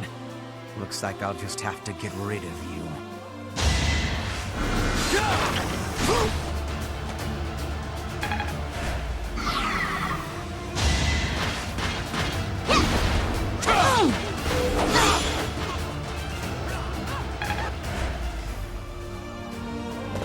It all comes down to this.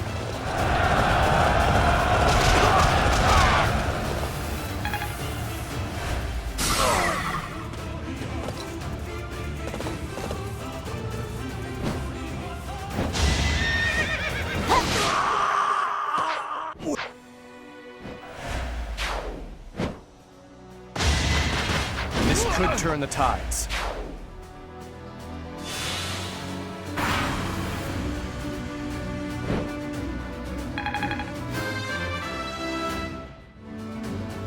Were they...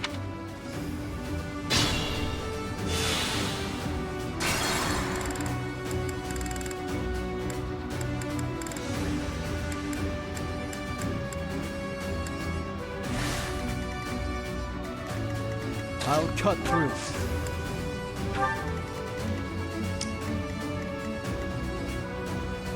I'll comply.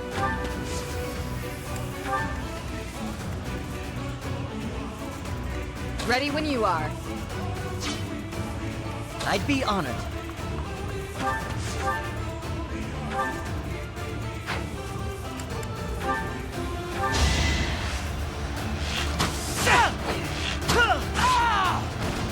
I won't falter.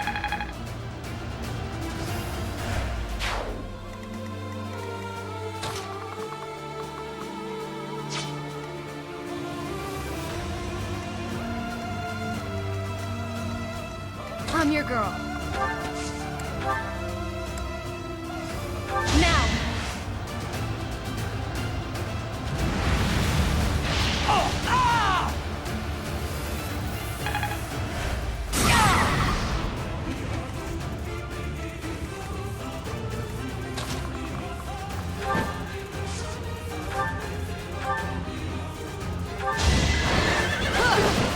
Prepare yourself!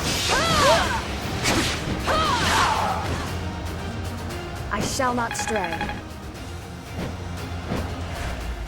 You're so on top of it. What's the plan? Put me in there. I am prepared.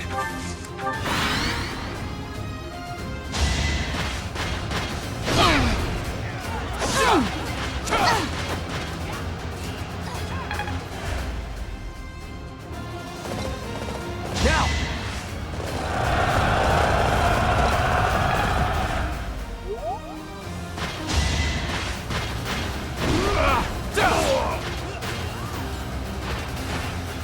All is going to plan.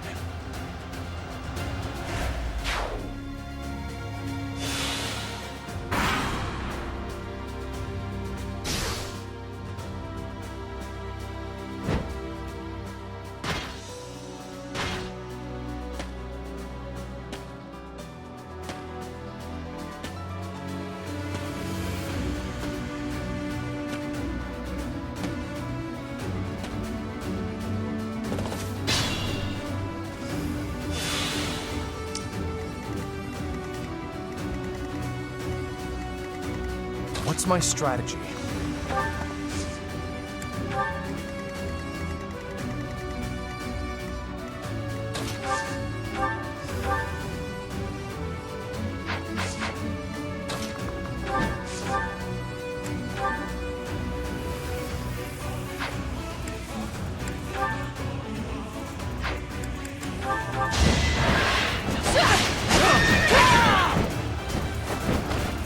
You took me lightly.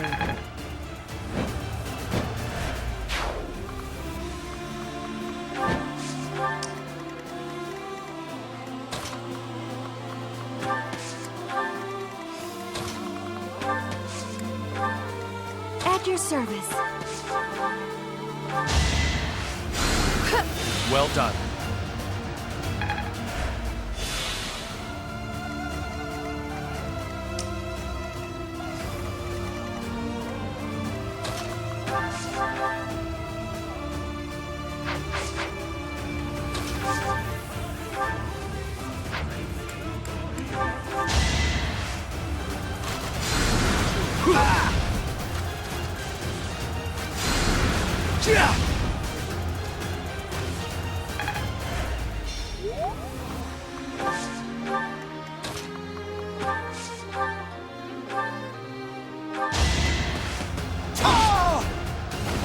I'll cut a path for His Highness.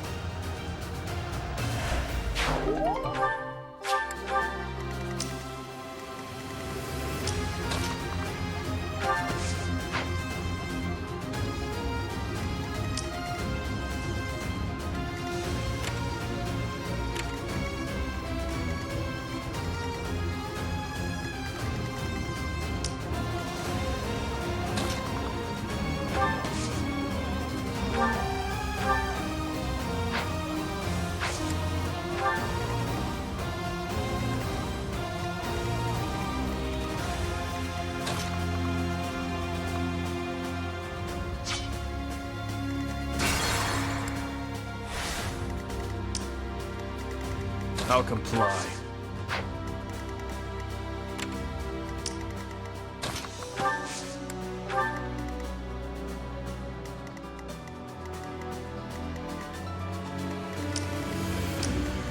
I'll cut through.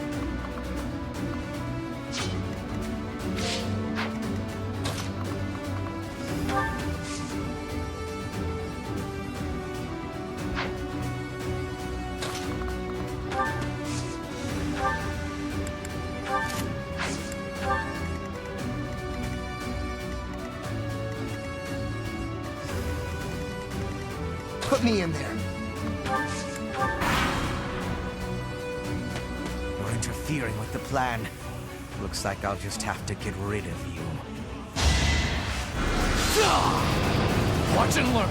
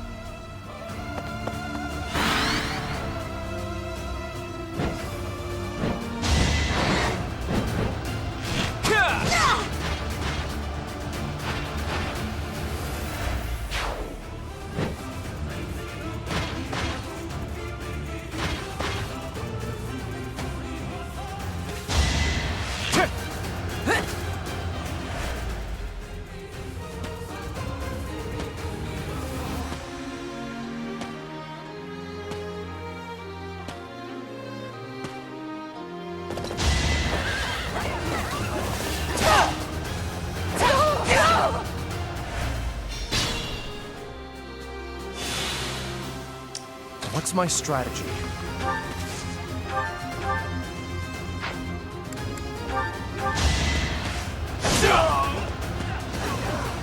Fighting on will endanger my life. Your Majesty, I must withdraw.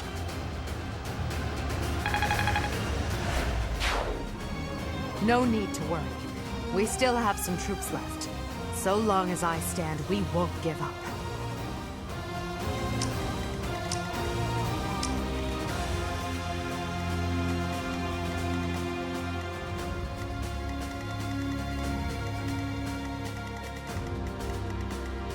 I'd be honored. Ready when you are. I'm your girl.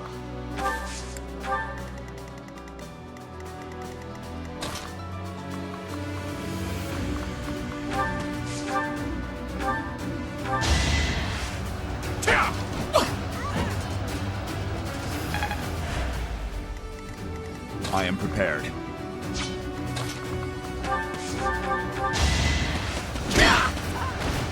You're all going down. At your service.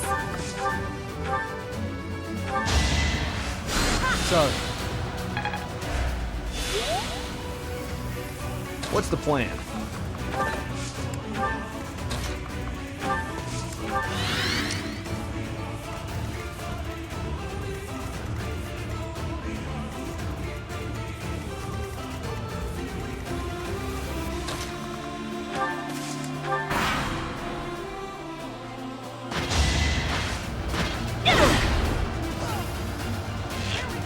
Strategy in motion.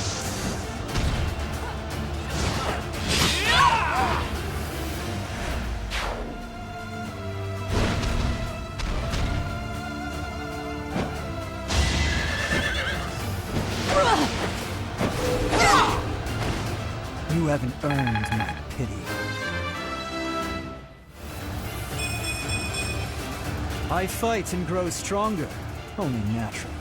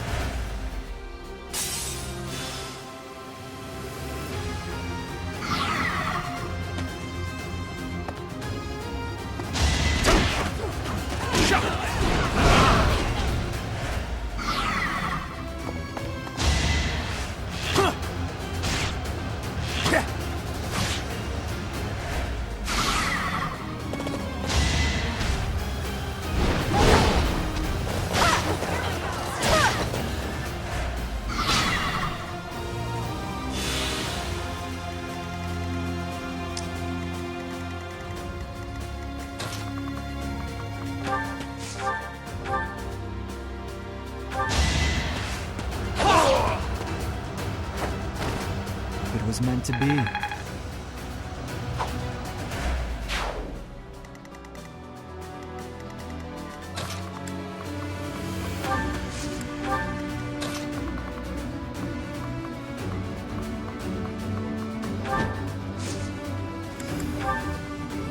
We'll cover you. Witness my resolve! Come on!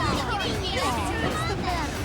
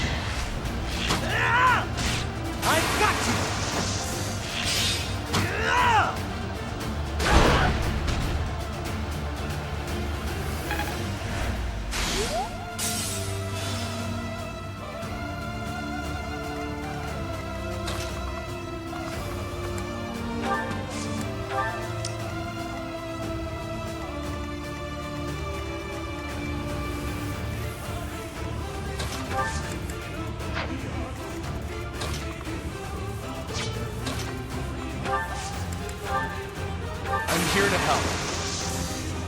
This better work.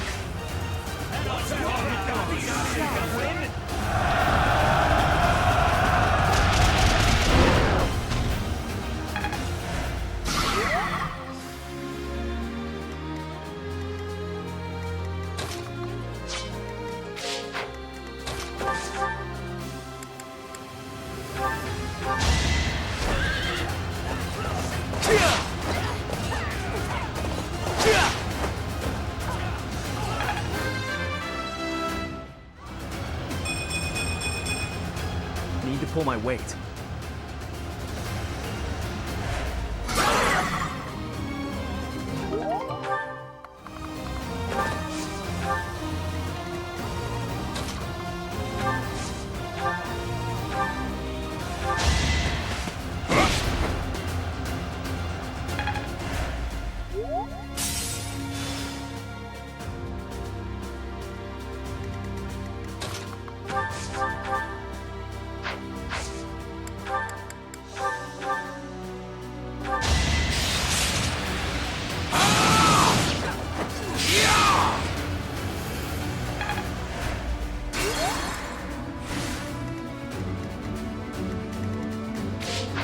At your service. Your end has come!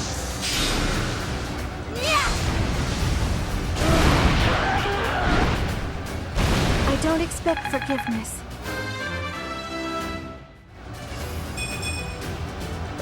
Could be better. Impressive. What's my strategy?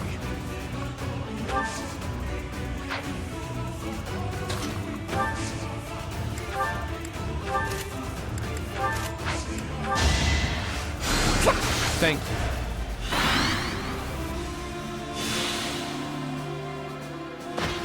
I will destroy both the Kingdom and the Alliance. Now, with one fell swoop.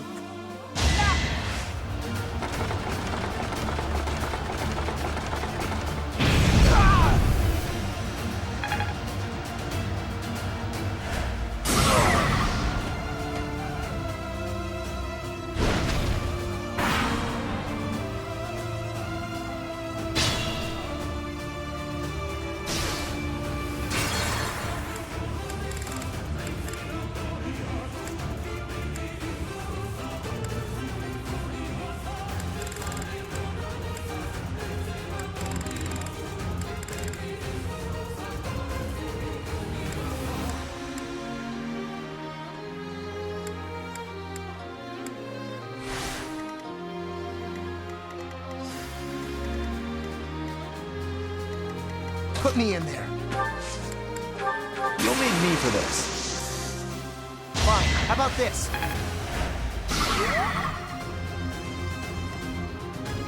What's the plan?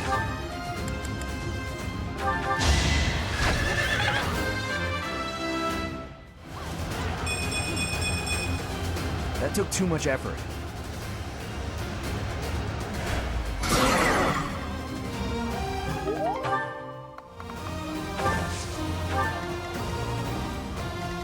I am prepared.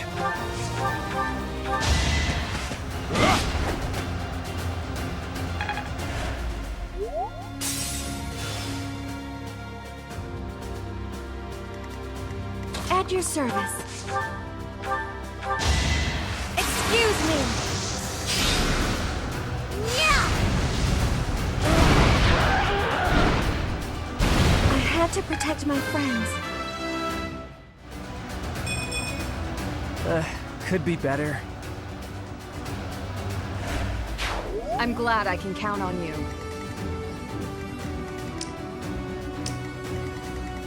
I'll comply. What's my strategy?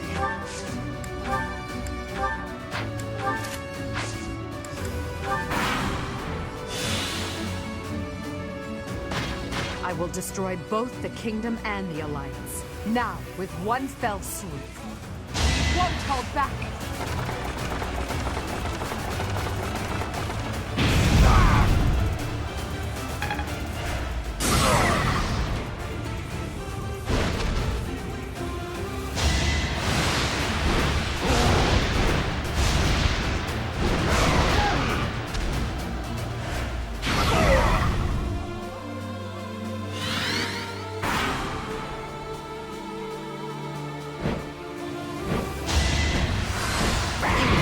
Too easy.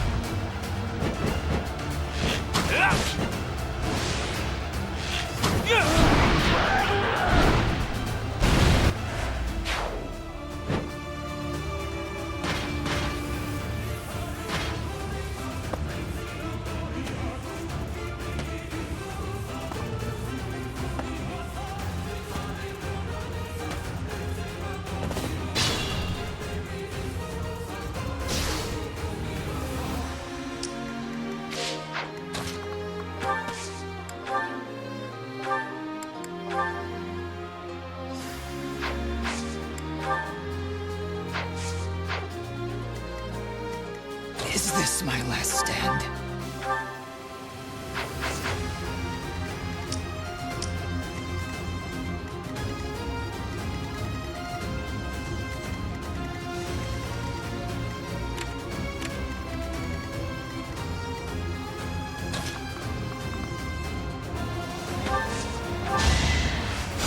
Well done.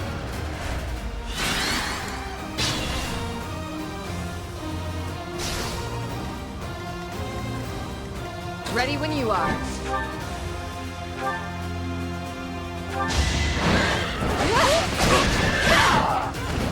I aim for greatness.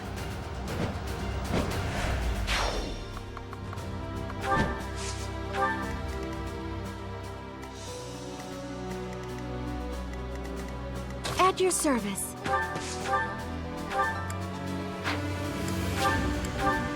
Yeah!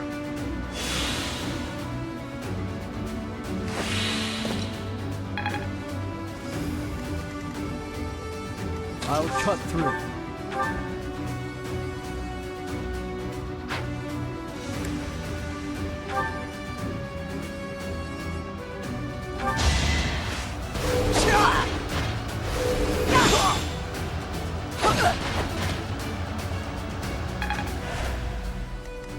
I'll comply.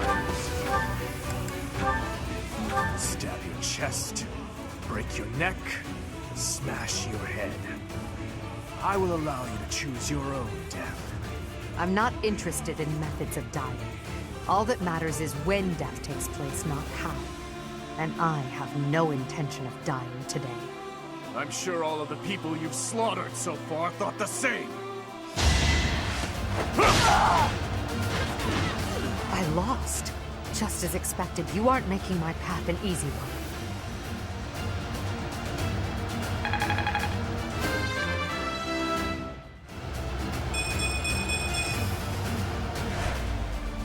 I must retreat for now. We'll meet again on the battlefield.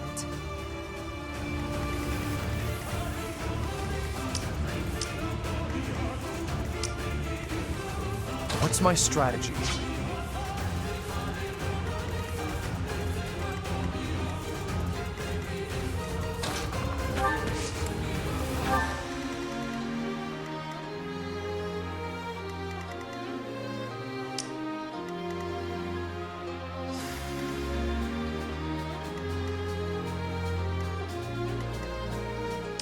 I'd be honored.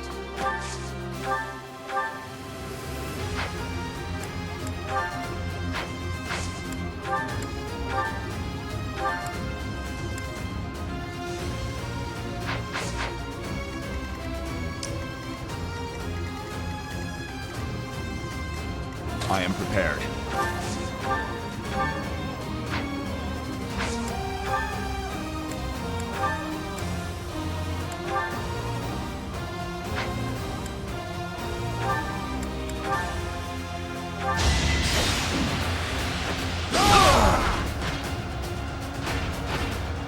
A threat eliminated.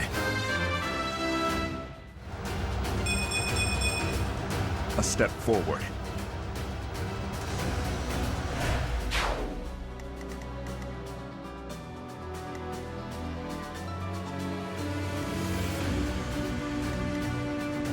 What's the plan?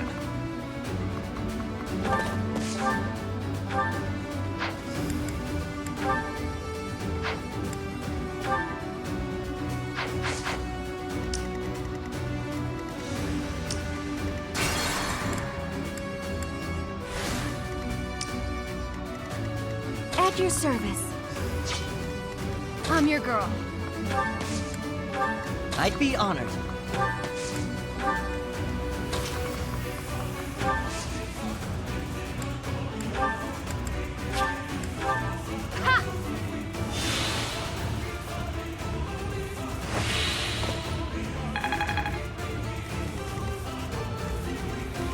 What's my strategy? Put me in there. I am prepared.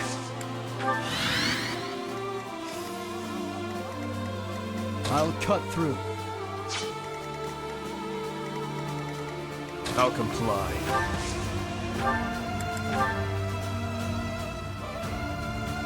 Stab your chest, break your neck, smash your head.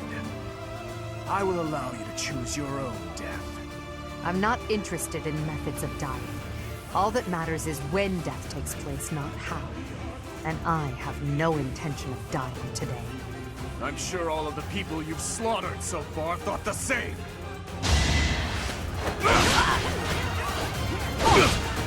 Don't struggle.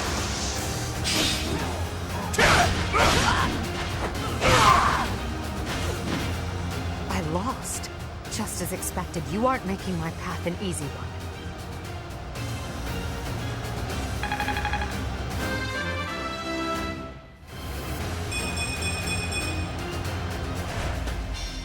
I must retreat for now. We'll meet again on the battlefield.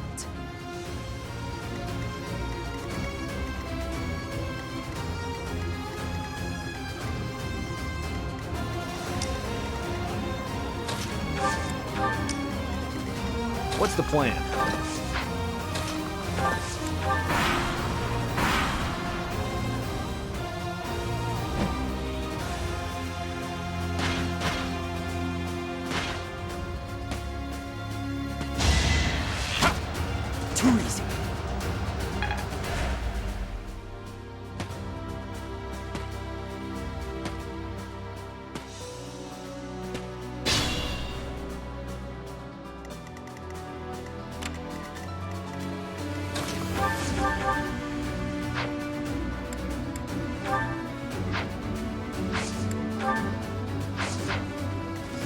Injuries mean nothing.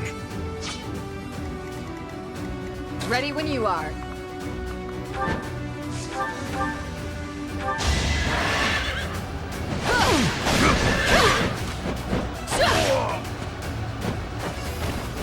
It is done.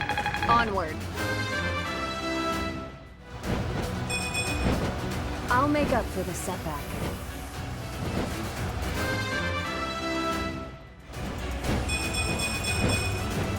Had I room to grow?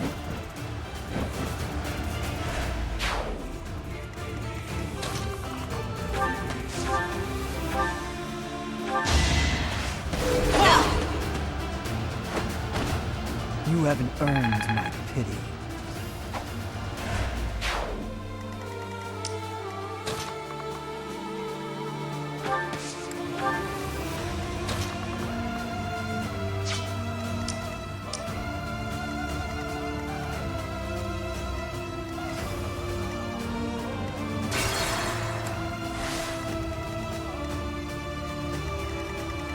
I'm your girl.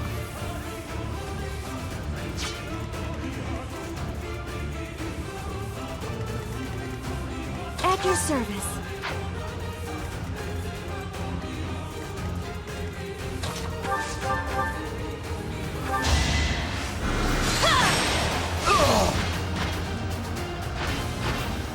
What's next?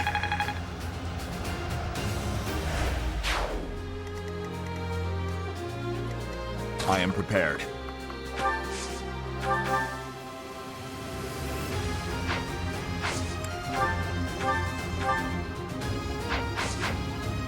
What's the plan?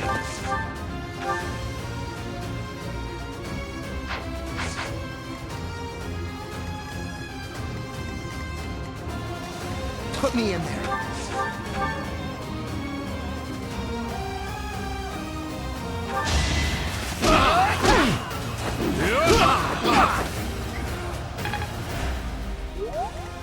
I'd be honored.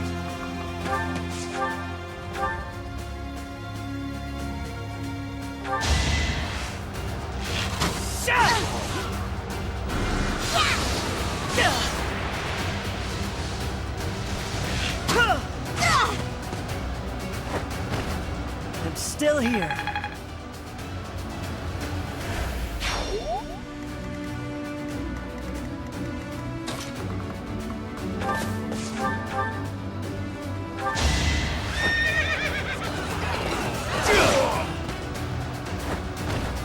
Burn until we meet again.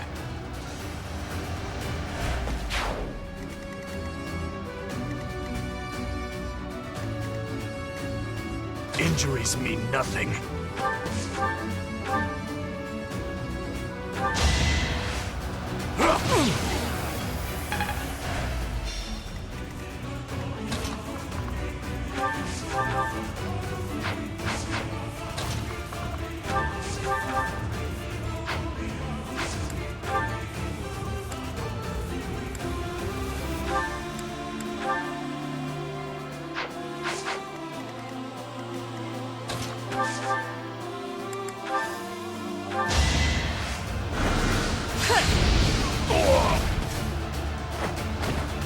I don't expect forgiveness.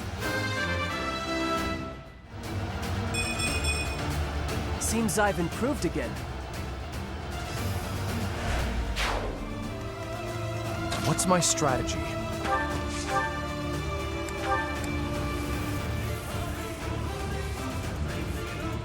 So you're actually alive, Teach. It's a shame you aren't on our side. Anyway, isn't the Empire your enemy? Us fighting seems like a waste.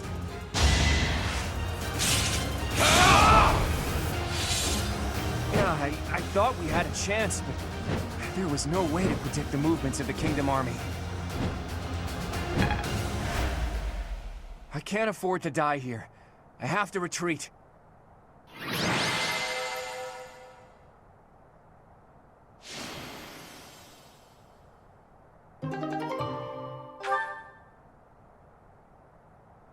So, you think you can escape, Edelgard? Your Highness! You're alive. We have to retreat to the Great Bridge of Myrden. That woman. We failed to capture her. I will keep pursuing. The rest of you, keep fighting! I'm so sorry, but we can't do that. I understand how you feel, but the Imperial Army is closing in. I'll kill all of them. No matter how many hundreds or thousands of them there are!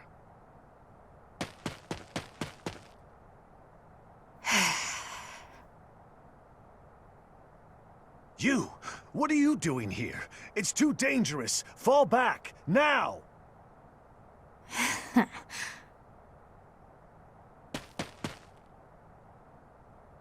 Your Highness! You are...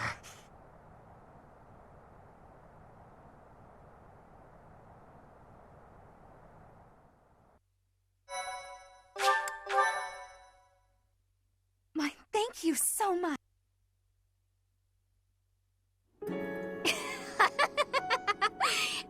Have I caught you off guard, Your Highness? Aww, does it hurt? I bet it hurts real bad, doesn't it? But it's nothing compared to what my brother felt. You will never be forgiven, you know. I will never forgive you. You must be... You filthy monster! It's time to die! Dimitri! Ah! Professor! Do it now!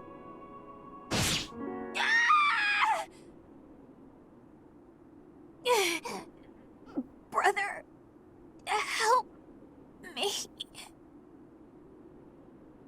Rodrigue! Your Highness, are you safe? Please tell me it wasn't in vain. His punishment, it was mine to bear. There are no sins or punishments on the battlefield. No, don't die. Please don't die. Father, stepmother, Glenn, they all died and left me behind. Rodrigue, are you to join the ghosts who shadow my every move? This is my fault. I'm the one who killed you, as surely as though I had wielded the blade. Your Highness, you have one thing terribly wrong. None of them, none of us, died for you. I'm dying for what I believe in, just as they did. Your life is your own. It belongs to no other, living or dead. Live for what you believe in. Dimitri, my boy, you really do look just like His Majesty.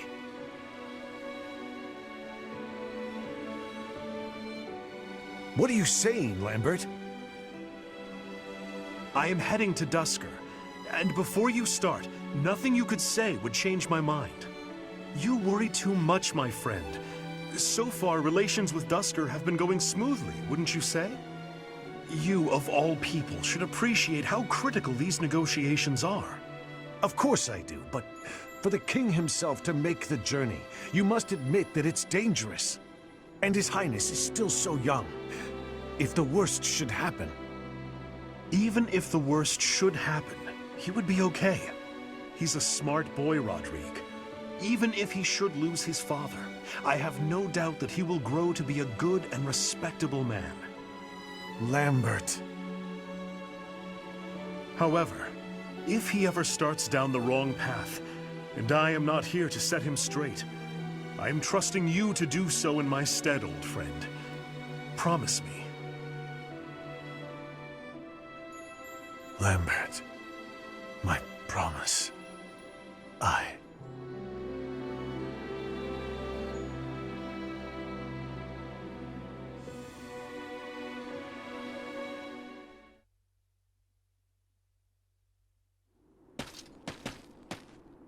What do you want?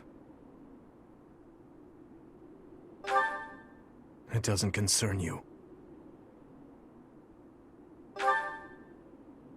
Get out of my way. No.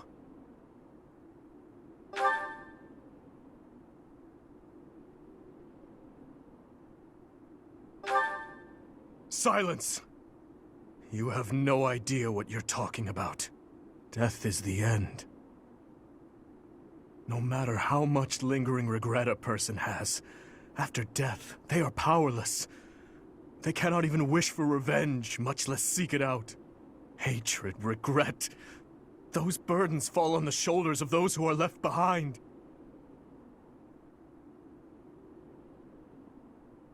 And so I must continue down this path. I already told you as much. It is far too late to stop. Do not waste your breath with some nonsense about how I should move on with my life for their sake. That is merely the logic of the living. It's meaningless. Those who died with lingering regret, they will not loose their hold on me so easily. But you seem to have all the answers. So tell me, Professor. Please tell me. How do I silence their desperate pleas? How do I save them? Ever since that day 9 years ago, I have lived only to avenge the fallen. Even my time at the Officers' Academy was also that I could secure my revenge and clear away the regret of the dead. It was the only thing that kept me alive. My only reason to keep moving forward.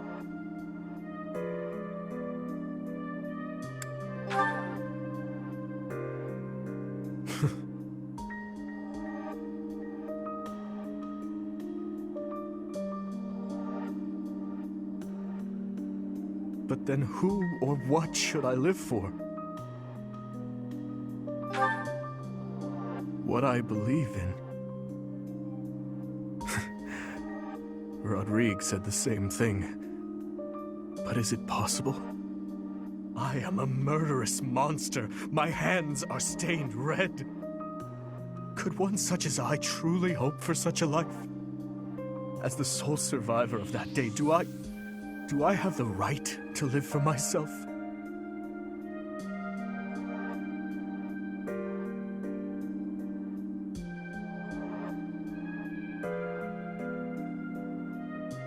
Your hands are so warm. Have they always been?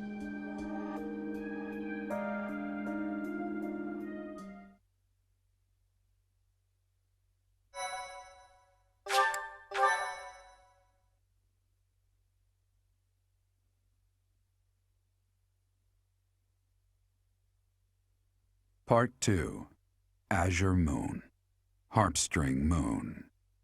The King's Triumphant Return.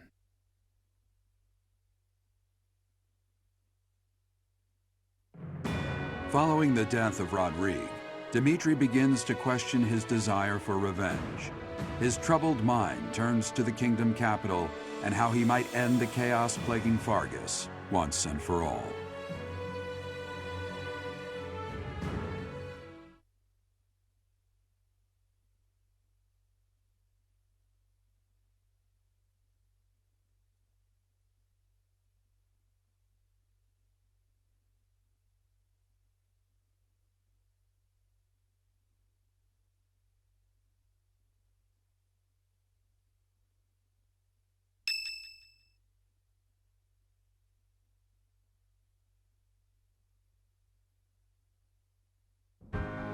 Our victory at Grandeur was certainly a turning point for us.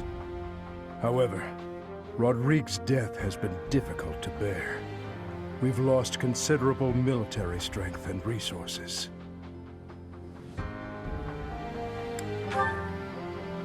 If we split up the soldiers currently defending the monastery, we should have sufficient numbers to invade the Empire. But even then... Your Highness, you should be resting. Your wounds are still healing. I am well, I assure you. More importantly, may I have a moment of your time? Thank you. I wish to apologize to all of you. I have led you down this dark path with me, and have caused so much suffering along the way. I cannot tell you how sorry I am for my behavior. There is no apology I could offer that would be sufficient. And how do you intend to make up for my father's death? Felix, I realize words alone are not enough to repent, but I fear they are all I have. I'm not after more empty words. I want you to speak through your actions. I know that no amount of regret can ever bring back the lives we have lost. I know that well. It is like patching up a tear with a different material. Things can never be as they were. The best I can hope for is to make things whole again. I wish to do the right thing from now on. That is why I have made a decision. I intend to take back the kingdom capital. I wish to save our people. Those who I turned my back on for far too long. To follow my heart and do the right thing. That is the only way I can atone for my sins. Your Highness. If we can win back Ferdiad, it will give us the advantage in our war against the Empire. As one who has served the royal family for ages, know that your words bring me great joy and pride. That said, I must point out that if we make for Ferdiad, the Emperor's head will slip further out of reach. Can you live with that? I still hold hatred in my heart for her, and for the ones responsible for the tragedy. That I will carry with me until death. But my life is my own. It belongs to no one else, and it is high time that I started living for what I believe in. I will no longer allow the voices of the dead to bind me. This is something that I must do. No. Something that I am choosing to do. I will accomplish my aim, even if it means risking my life to do so. Understood, Your Highness. So, any objections? You are correct. We cannot afford to die in vain by recklessly challenging the Empire. I'm worried about Lady Rhea. But if this is the choice you've made, I support it. I am at your command, Your Highness. I will follow you anywhere. My sword is at your service, Your Highness. I'll help too. The people in Ferdiad need us. Fine, I'll help you, in my father's stead. But in return, you must win. You know that, don't you, Dimitri? I do. And I swear on my father's lance that we will prevail. Then it is decided. It seems this war council has much to discuss. Our next stop is Ferdiad, the kingdom capital, for the future of Fargus.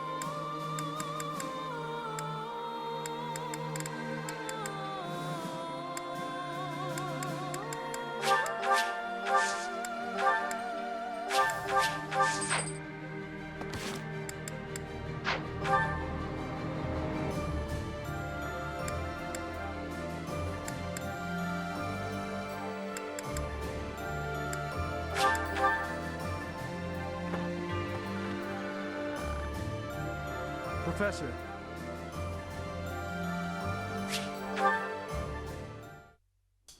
Even this town, which was a ruin, has begun to recover its energy. However, acquiring supplies is still difficult. The people living here are struggling too. This conflict must be brought to an end soon. I agree. We must seize victory with our own hands. Still, I wonder what path my life should follow once we achieve our goals. That has been my intent, but surely my daughter Annette must have her own path to follow. Perhaps she would be happier if our paths diverged. Of course, if she desires it, I will gladly return. But if she does not, I wonder if I should ask my wife to join me here, to live out our days together at the monastery. That would not be so bad a choice either. Perhaps it is the fault of last night's drink that I am indulging in such dreams of the future today. Yes, I've learned there is strength in focusing clearly on tomorrow and allowing yesterday to be done.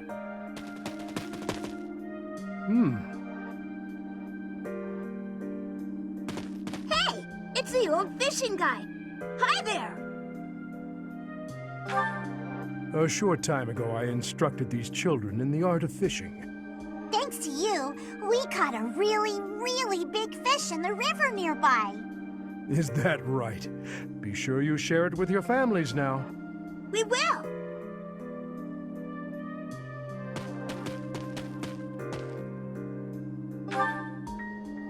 I did say something about that once, didn't I? I even told you to forget you ever saw me smile. But now, I would not ask that of you. Your words from when last we spoke have stayed with me. They bring to mind the king I first served. He told me not to dwell upon the dead. The dead are dead, and those who live are not bound by them. I intend to live my own life from now on. You have a fine smile as well. One that I could never have imagined when we first met. No matter how our titles or positions change, I hope you will always remain yourself, Professor.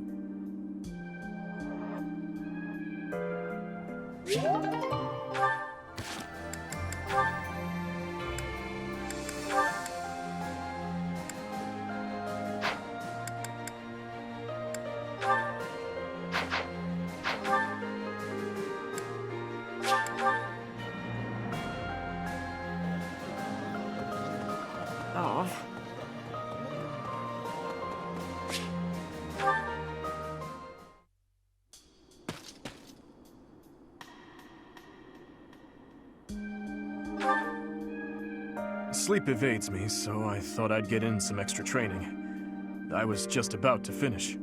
Perhaps it is the gloomy weather, but I am feeling the sting of wounds that should have healed long ago. The injury I got when that girl stabbed me after the battle at Grandeur. Her eyes were filled with revenge, just as mine once were. I don't know, but I have a guess.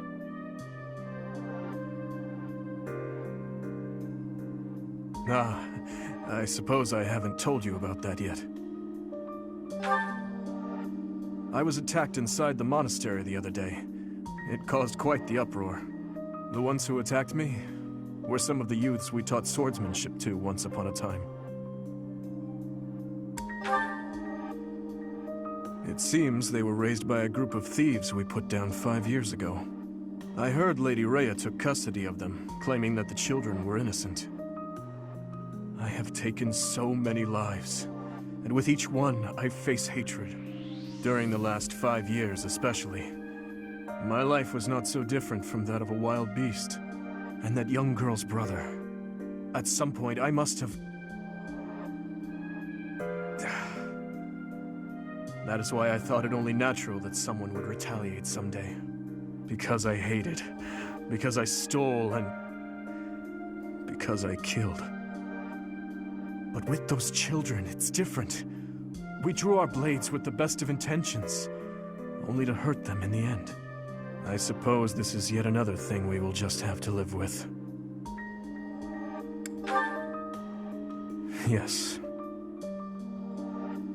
As one who chose to fight, it is my responsibility to confront this anguish and the true nature of war, until the day my life comes to an end.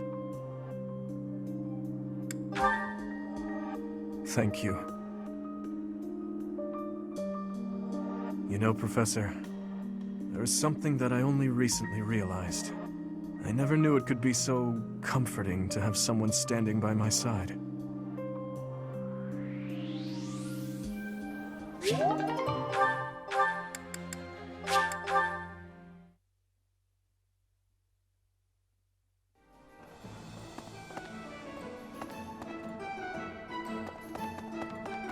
What do you require?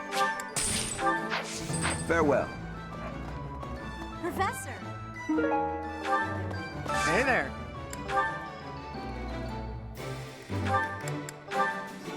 Is this it? There you go.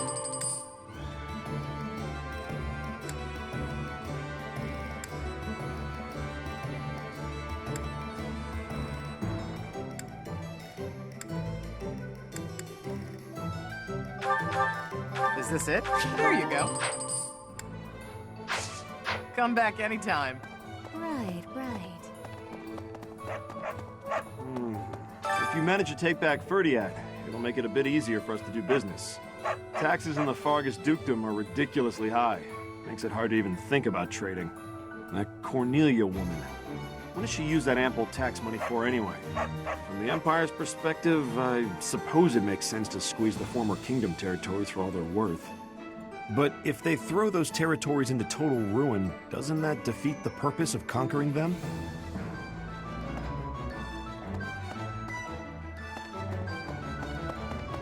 Professor? Greetings, Professor. Nothing to report. Ferdiad is a city with a long history that goes back to before Fargus gained its independence. I'd like to visit that place at least once before I die. But I'm afraid I have my own work to attend to. It's hard being so dedicated. Ah, well. I'll go there for some leisurely sightseeing once Fodlan knows peace.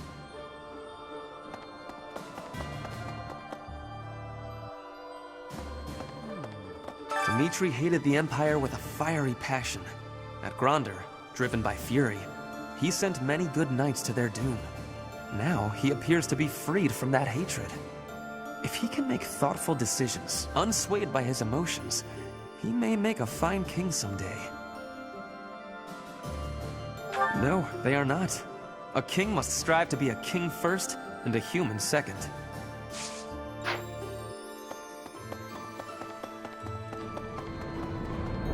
Say, up until a few decades ago, Ferdiad was a disorderly city. Even the water supply was poorly constructed. As such, it was a hotbed of sickness and disease. The late king hired a researcher named Cornelia, who advised that he give top priority to improving the city's infrastructure. In the space of just a few years, the city was transformed into a place of beauty and order. At the same time, the diseases that had plagued our land loosened their grip, one after another. It was miraculous. I agree that we should head for Ferdiad, but let's not forget our search for Lady Rhea. The soldiers from the church are going to set up a base at the Great Bridge of Murden. They'll be able to keep up the search while we head for the kingdom capital. The kingdom capital. It's been way too long since I was there last. Oh, Professor, I didn't mean... it's not that I'm looking forward to it or anything. Please don't tease me like that. It's just, when I think of us finally saving everyone in Ferdiad, it makes me a little happy. Okay, maybe a lot happy. The kingdom capital is under the tight control of Cornelia, who was ennobled by the Empire. Judging by what we heard from Lord Rodrigue, it sounds like she's a tyrant. But all of that ends soon. Let's get there quickly.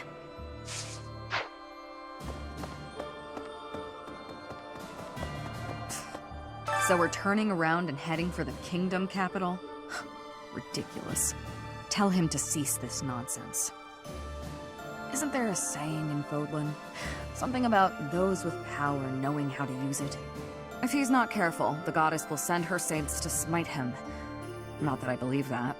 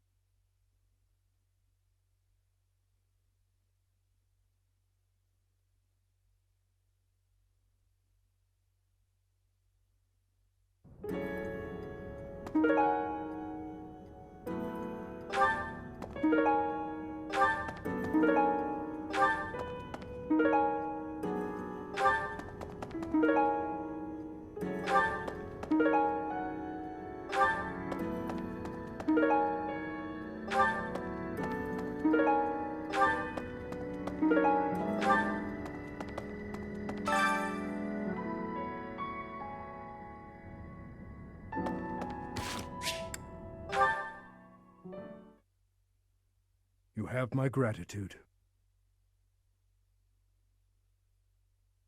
Thank you so much. Thank you. I am ever so grateful. My...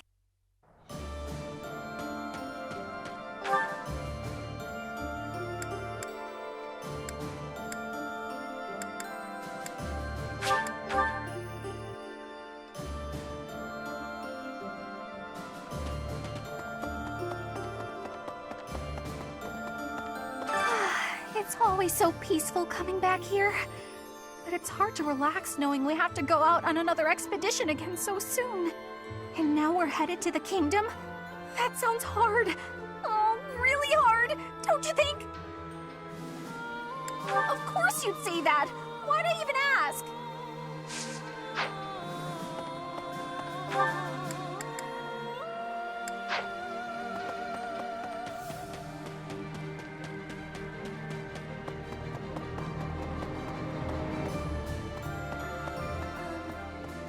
I'm relieved the prince seems to have finally come to his senses.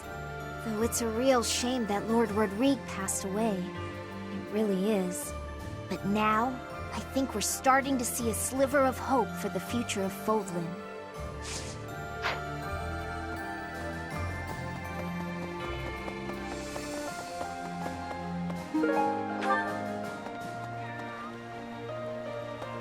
Here's my thought.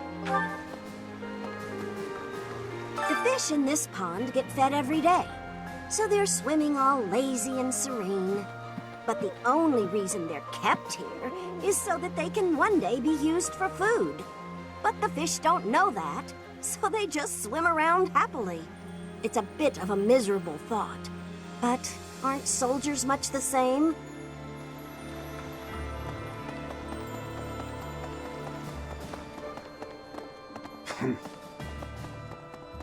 Professor?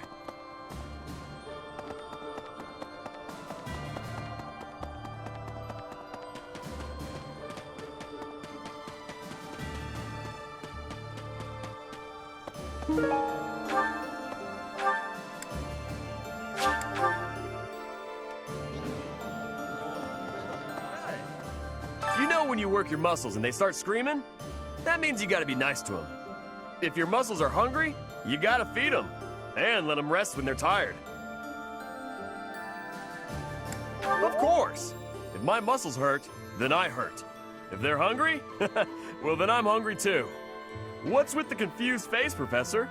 You look like you don't get a word I'm saying.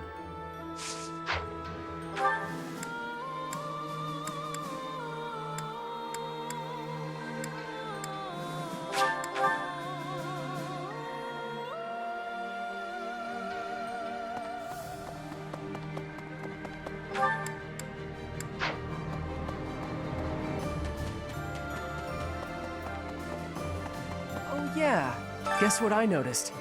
I can see further than most other people can see. But I can't figure the point of seeing further than an arrow can fly, since I can't shoot what I see. Yeah, I suppose it could be real useful for finding Lady Rhea, too. Thanks, Professor. I think I get it now. I'm gonna put my eyes to real good use.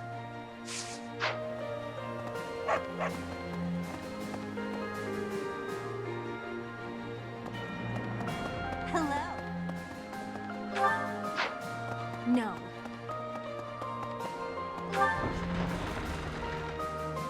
That's right. Can you believe it, Professor? Dimitri actually apologized to me. Remember that awful business between him and my Uncle Randolph? He just came by and said he was sorry for all that. That was behind us as far as I was concerned. But even so, it seems like he's changed for the better.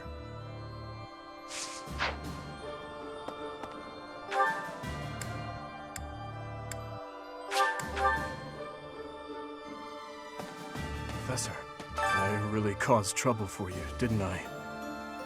I am so sorry, truly. I am also eternally grateful to you. Now, it's time to go to the kingdom capital. I hope that you will lend me your strength once again. Thank you.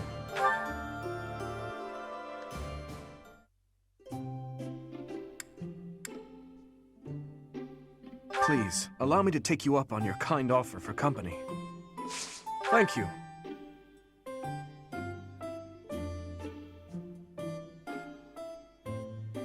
How warm and comforting. So it is. Indeed. So it is. Indeed. Hmm? Is that right? Thank you for the treat. I had a wonderful time. I would love to do this again, if that is acceptable to you. How is this? Everyone is saying His Highness is back to his old self, but I do not think that is accurate. What he was until recently is what he had been for as long as I've known him. So tortured by his compassion for the fallen that it had driven him mad. He has always been too kind to be king. He has always felt too much for the weak and the dead. That is exactly why I look up to him. True. Dimitri's completely changed. Or maybe I should say he's finally back to normal. Either way, I'm glad he's come around to the idea of retaking Ferdiad. With our current troops, there's no way we could handle the Imperial capital. We wouldn't even get past Fort Mercius. How is this? I don't feel like I can just forget all the awful stuff he's done. But if His Highness is owning up to his past and trying to move forward, I figure I can give him that chance. We've been friends since we were kids. I'm gonna be there for him all the way to the end.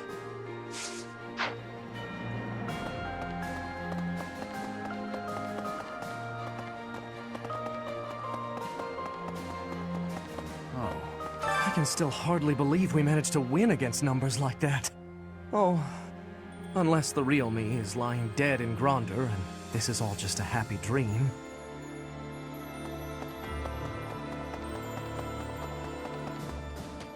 Thank you. We buried Lord Rodrigue's body ourselves. There wasn't time to do things properly. It pains me that I was unable to take him home to his territory. Once this war is over, I'd like to hold a proper funeral for him. For now, we need to focus on taking back Ferdiad. All will be well eventually. I know we can win.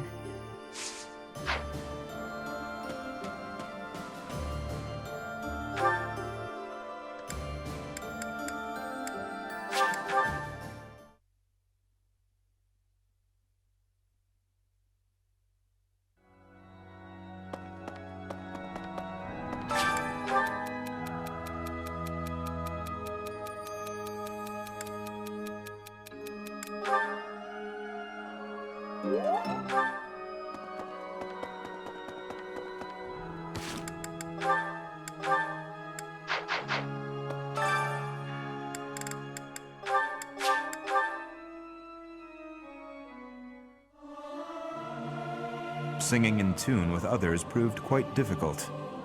It is not guaranteed to be good, even if everyone sings earnestly. It is not easy after all. That worked out well.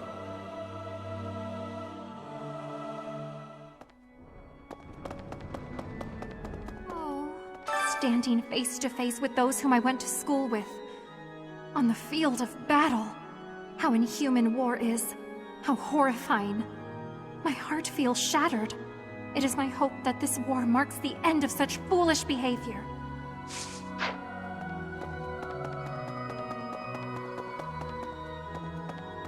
Need something? See you again soon.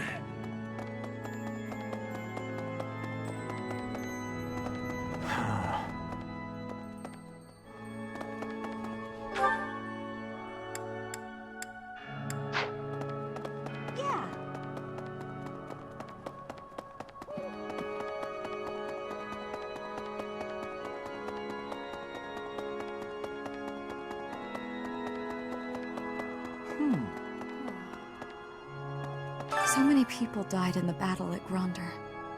And here we are, preparing for the next battle as if nothing happened the day before. It's almost easier to think about war as theater, with the stage an entire continent.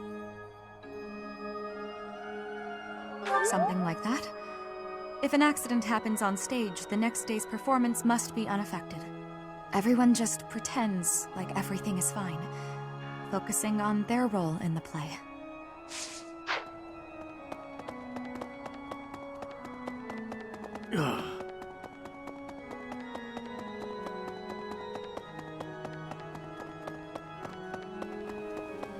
Anyway, I was born and raised in Fargus, but I've never actually been to Ferdiad. Do you think it'll still be cold at this time of year? I can't even imagine. You're right. It's an important battle, so let's make sure we're ready for anything.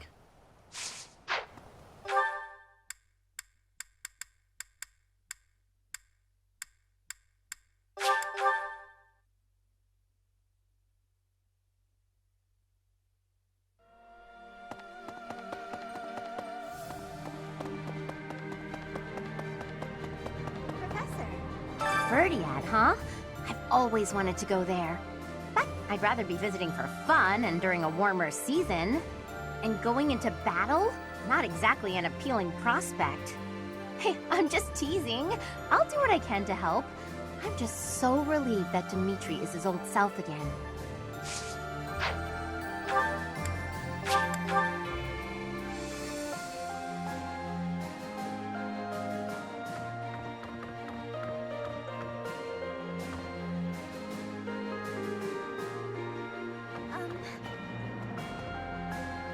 I never used to care whether I lived or died.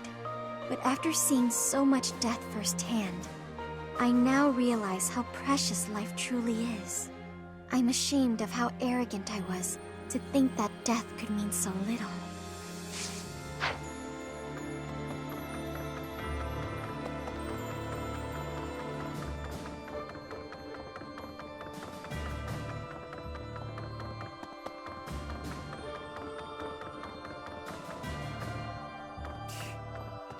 He'll need to excel as a leader if he's to make up for my old man's death. Though if my father could see Dimitri now, he'd be glad to have made the sacrifice. Don't you dare tell anyone I said that.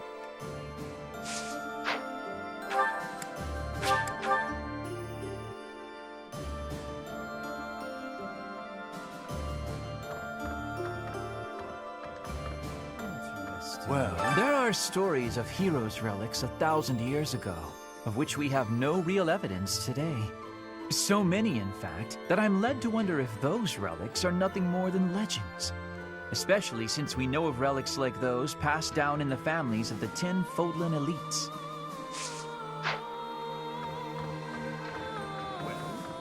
There's a school of sorcery in Ferdiad, which is staffed by the top minds of magical research. The study of crests and sorcery should not be separate. I've often thought I should pay them a visit someday. I never imagined I might end up invading the place with an army, though. Not how I imagined it at all.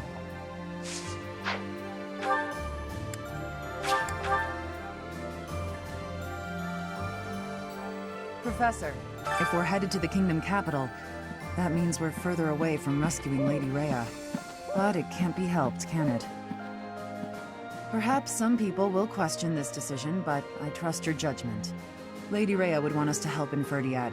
She'd scold us if we rescued her and left innocent people suffering.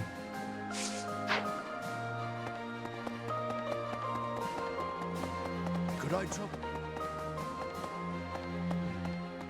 It seems we are headed for the kingdom capital this month. The Church of Seros stands ready to lend its aid to you and Dimitri. It may be a roundabout route, but I believe this path will still eventually take us to Rhea. Besides, saving the people of Fargus is just what she would want us to do.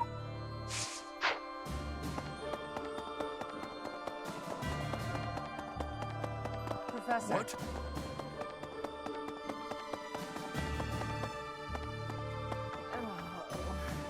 Fighting with 3 different groups in the mix was as confusing as it was difficult to survive. Enemies and allies dying, one on top of the other. What an absolute mess, huh? If only I had my infirmary out in Grandeur. Maybe I could have saved a few more lives.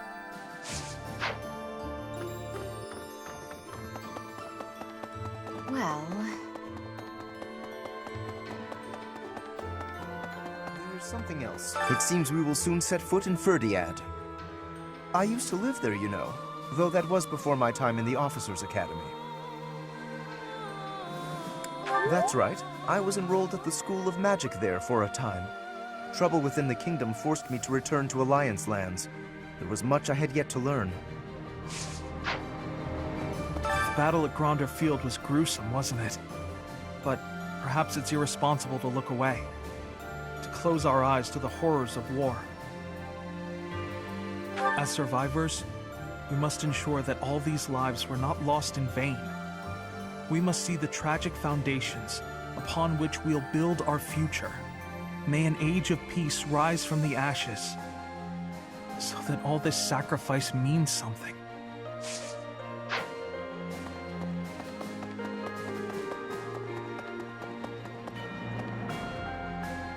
I need to be speaking. Taking back the land of home has the most importance. That is why I am fighting. All for my land of home. Actually, there is more. I am also fighting for you, and for everyone here. Edelgard, Claude, His Highness, all the house leaders from way back when, assembled again at Grandeur. I wonder what their thoughts were as they headed out to the battlefield. I think the Emperor was wounded at Grandeur Field. What do you think is going on in the Empire now? The Leicester Alliance has really suffered a blow as well. Who knows what will become of them?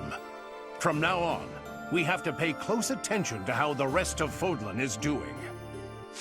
I am very grateful to you. I could never have achieved this on my own. This is all thanks to you and Lord Rodrigue. This month, we will invade Ferdiad by way of the Fraldarius domain. Leave the negotiations with House Fraldarius to me. You make ready for the actual battle. It is a tricky business, but we are taking our first steps forward. I have a request. I have a request. Thank you very much.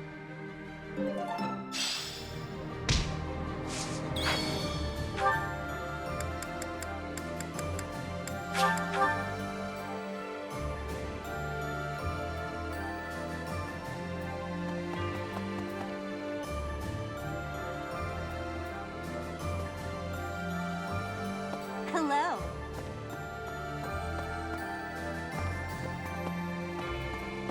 Unbelievable.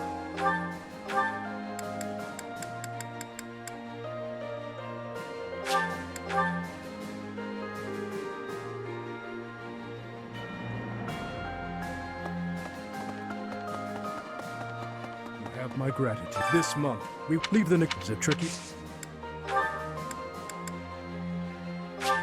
Thank you. Thank you very much.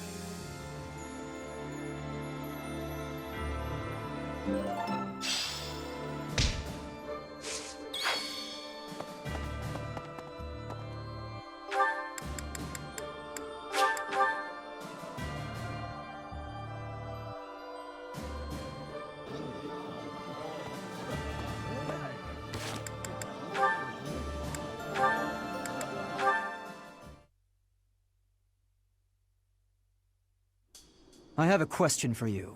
Answer quickly before my hand slips and I cut you in half. Always so ominous. Well, What is it, Felix? Sometimes you have an animal's face, contorted with anger and bloodlust. At other times, a man's with a friendly smile. Which is your true face? Do not waste your breath on questions with such obvious answers. They are both the real me. My father, my friends, Glenn. They all meant a great deal to me. And they were all brutally slaughtered. I alone survived. If I do not shoulder the anguish and regret they must have felt, who will? So that's how you justify your atrocities. What do you mean? I will fulfill my duty to the late king. My old man used to say that over and over like a mantra. How nauseating. No one seems to understand. The dead won't acknowledge your loyalty. They don't care. What a load of bunk it is, pretending to serve a corpse. You're serving your own ego. You are wrong. No, I'm not. The dead are dead. The living are living. You have to respect that boundary. If you keep stringing gravestones around your neck, you'll snap. Even still, I cannot forget them, nor can I let them go. Then keep those thoughts to yourself. If you're too weak to do that, abandon your throne. Become a gravekeeper. Felix. I'm not immune to emotion, you know. Far from it. I haven't gone a day without questioning why my father and brother had to die, while I survived. I'll bear this pain until the day I die, but I refuse to wallow in it. I have more important things to do than blubber for my whole life.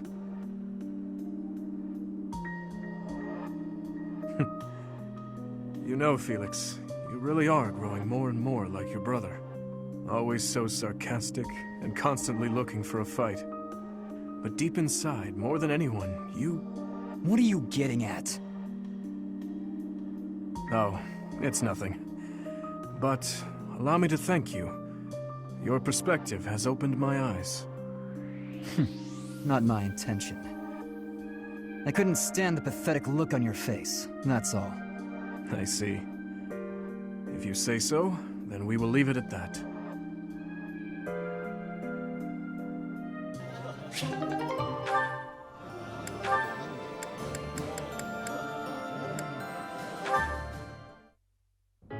Good evening, Dimitri. Have you come to pray? Something like that. And you? Oh yes, that's why I'm here.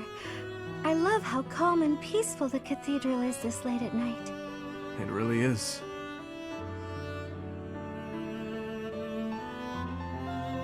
Coming here on a quiet night always makes me think of those who aren't with us anymore. We've lost so many in this war, too many to count. I hope they all get to live in eternal happiness at the goddess's side. These prayers are all I have to offer. You are a kind soul, Mercedes. I think you're kind too, Dimitri. Sometimes to a fault. Kind? Me? No, not at all. I am just a killer. A disgusting monster. But why do you kill? For the sake of your loved ones? Those who have passed? Real monsters kill for selfish reasons. They're incapable of expressing sorrow when they kill. So please, don't call yourself a monster. Mercedes, I am scared. So scared that I will forget their faces. The people who have died. Who I have killed. I cannot let myself forget them. I know that, and yet... Whatever my feelings, it is all the act of a monster. It's sad, but the truth is that people forget.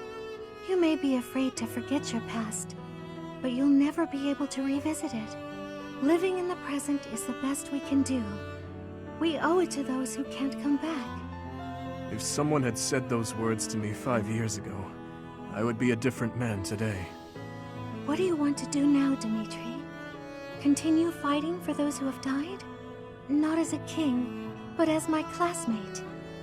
What do you want to do? My own dreams. I have never given it any thought. What about you? What do you want, Mercedes? I want to keep sewing and training with you, even after you've become king. I want to be your friend. But I have no right to stand beside you. Please, I can't hear any more of this self-deprecation. I just want to be by your side. Is that so much to ask? Mercedes. I want the same thing. If you allow it, I wish to stay by your side. I'm glad I'm not the only one who feels that way. Let's spend a little more time here together, just the two of us.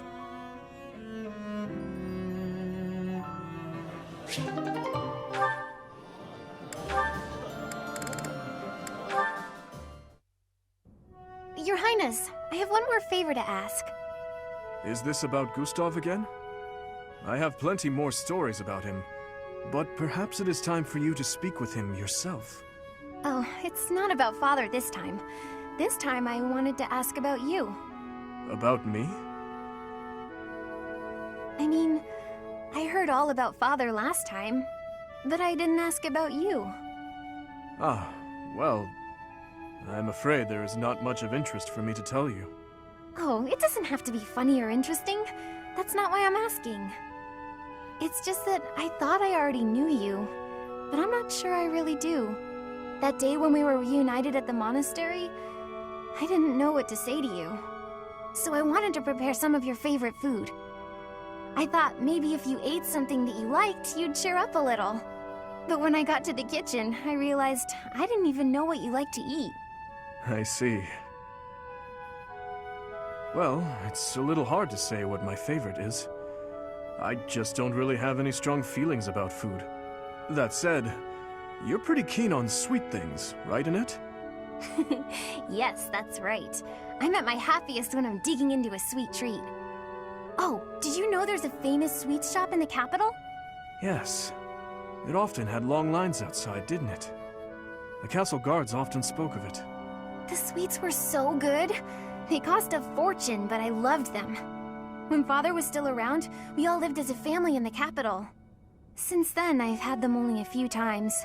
How I'd love to taste them again.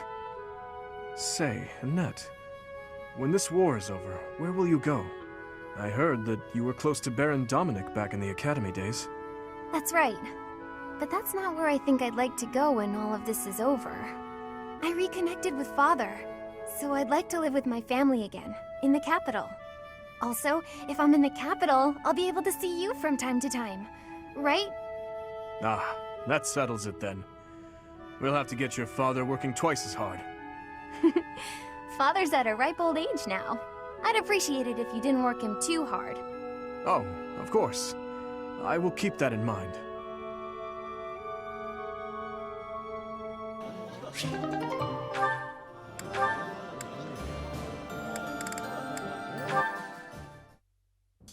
Your Highness, I've come to apologize. I mismanaged my feelings and got carried away. I've been thinking about what might have made you say the things you did. I was so caught up in the moment and in my own feelings that I didn't think of what yours might be. No, I should be the one to apologize. I did not intend to say such things. I lashed out like a child. You were right to rebuke me. I am disgusted by my own inability to express myself. Will you allow me to explain? Of course. At the tragedy of Dusker, I saw countless corpses. Of course, I saw his, too. Glenn's.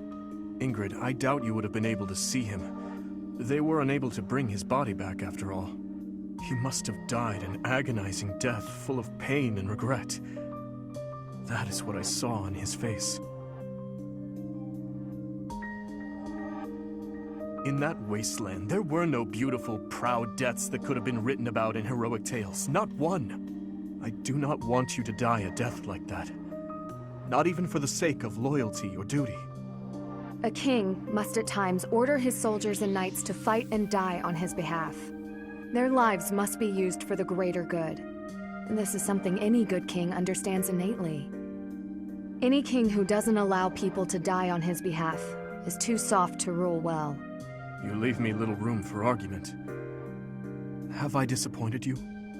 No. I chose to serve you because of how you are.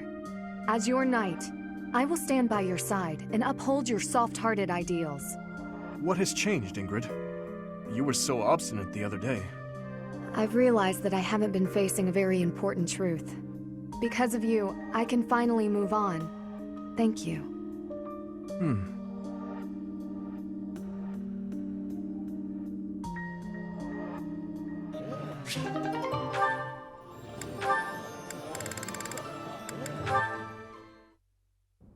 Gustav, it has been 8 years since I last called you by that name. Your Highness, I must deeply apologize for leaving the kingdom without permission. There is no need to explain, old friend. I can guess at your reasons. The tragedy of Duscur. You felt responsible for that incident and sought respite in the goddess, abandoning your name, rank, and homeland in repentance. Am I right?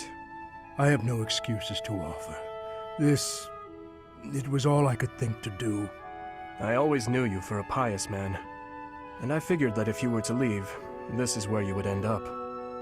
You have changed much. Your face does not have the same resolve it once did. If I may, Your Highness, you have changed as well. I can't disagree. It was my duty to protect His Majesty, your father. Naturally, that also included Lady Patricia and yourself as well. My father and mother are gone. No amount of regret will bring them back. My dreams are haunted by the thought that, had I arrived at Duscur more swiftly... You saved my life at Duscur. I have only gratitude for you, no blame to speak of. I wish for you to remain in the kingdom, Gustav, even after this conflict is over. I need your strength to help rebuild the ravaged land that Fargus has become. Please, I beg your forgiveness, but there is no place left for me in that land. I see. Though much has changed, your stubbornness remains. I have no desire to trouble you. If you do not wish to return, that is your choice to make. But I do advise you to at least visit the place of your birth, if only for your family's sake. Yes, Your Highness. Thank you. I appreciate your concern.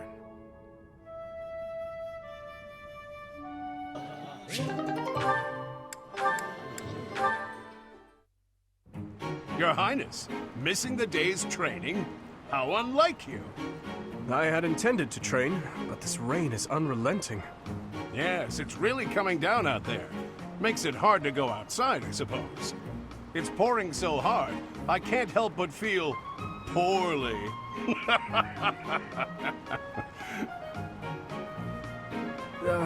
Yes, quite. Sorry, that one was pretty bad. I think this weather is putting a damper on my sense of humor. At any rate, did you need me for something? Yes. You seem to have the time to spare, so would you help me organize our stock of weapons? You must know a thing or two about weapons, and I bet you're no slouch at physical labor. Of course, I'd be happy to help. I was just hoping for a useful way to pass the time until the rain lets up. I appreciate it. I don't know how I do it all on my own. You know, it's great that you're willing to help with this kind of thing. Some nobles are so self-important. You're a real go-getter, Your Highness. Or should I say, your spryness?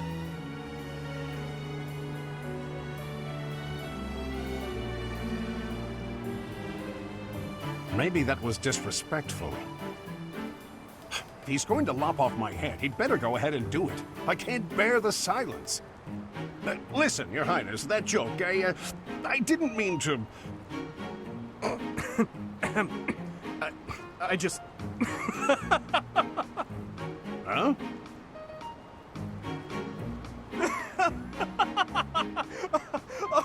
oh my... I'm sorry, Eloise. Wait, you mean you actually found it funny? Oh goodness, not at all. I see.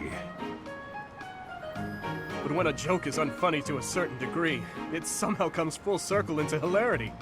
That's not exactly what I was going for. Still, I don't think I've ever seen you laugh so loudly. It's true. Laughter is not one of my strong suits. I actually can't recall the last time I laughed like that. Alois, perhaps you should focus your efforts on honing this comedic talent of yours. This talent? Is that your way of saying I'm no good at telling jokes? My apologies. I should refrain from commenting on the quality of your jokes. What's important is that they bring joy, right? That does it.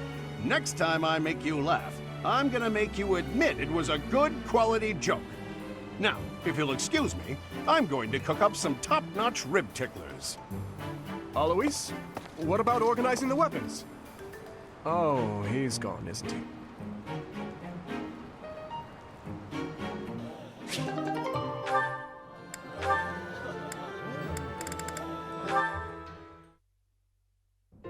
Dutiful as ever, Dedu. What are you suggesting? You're always busy delivering messages. You mean His Highness's orders? Does he need you to run such trivial errands? He should not trouble himself over them. I am honored to attend His Highness, and to represent him in all matters. Ever since he saved my life, serving him has given me reason to live. Reason to live? Huh. Your relationship to the Archbishop seems similar. Not quite. I joined the Knights to repay a debt I owed Rhea. The debt's been repaid, so she's nothing more than a former employer. Then you are not motivated by loyalty. Not especially. I wouldn't call Rhea my reason to live. And if a higher-paying employer comes along? I'd consider it. That's what mercenaries do. Then yes, we are completely different. Everyone's different. I'm not trying to criticize your loyalty. I've seen a lot of people like you all over the world. They don't tend to last very long, though. Try not to end up like them. Thank you for the warning.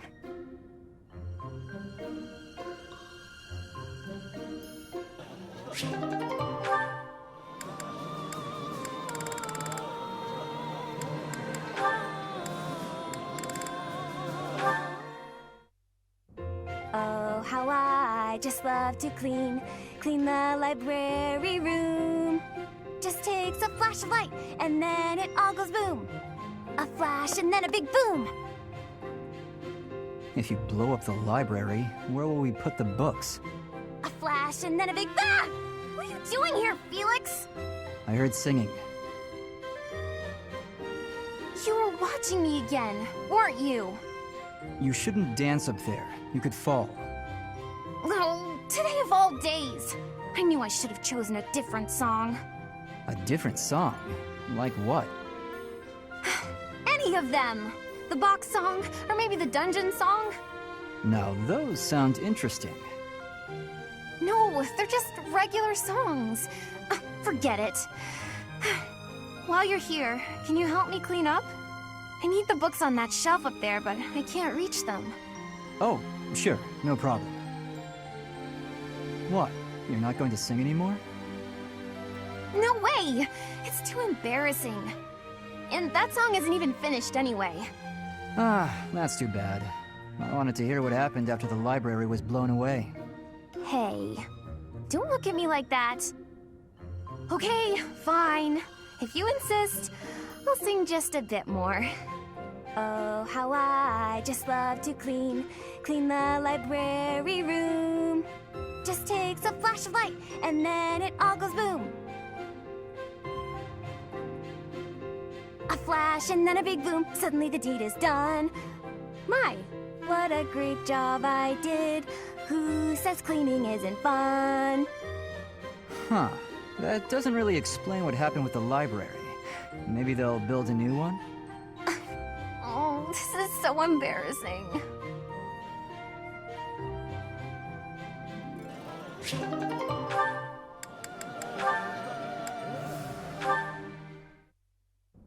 Hello, Father.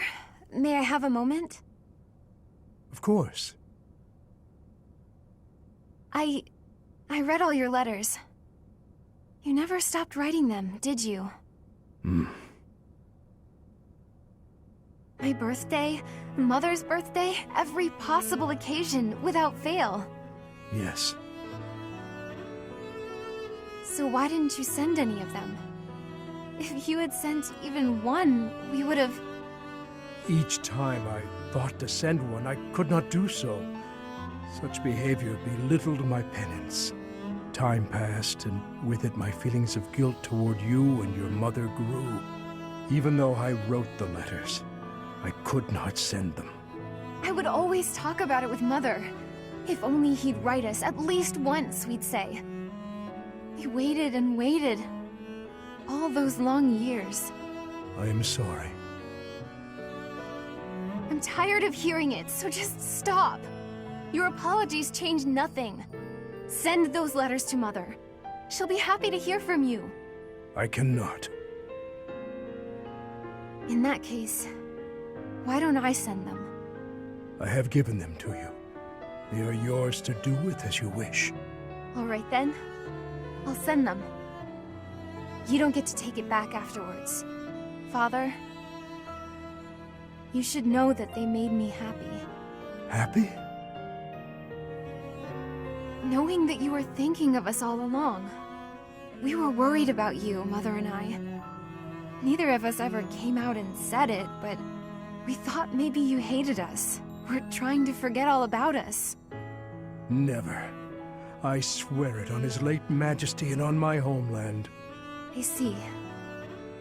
All right. Then swear. Swear that someday, when this war is over, you'll come back to us. I hear you, Annette. I will return without fail. No matter what. That's a promise you just made. If you break it, I'll never speak to you again. Yes, I promise. Great. Now I'm positively elated. I can't wait until we're all a family again. I look forward to it, Annette. More than anything.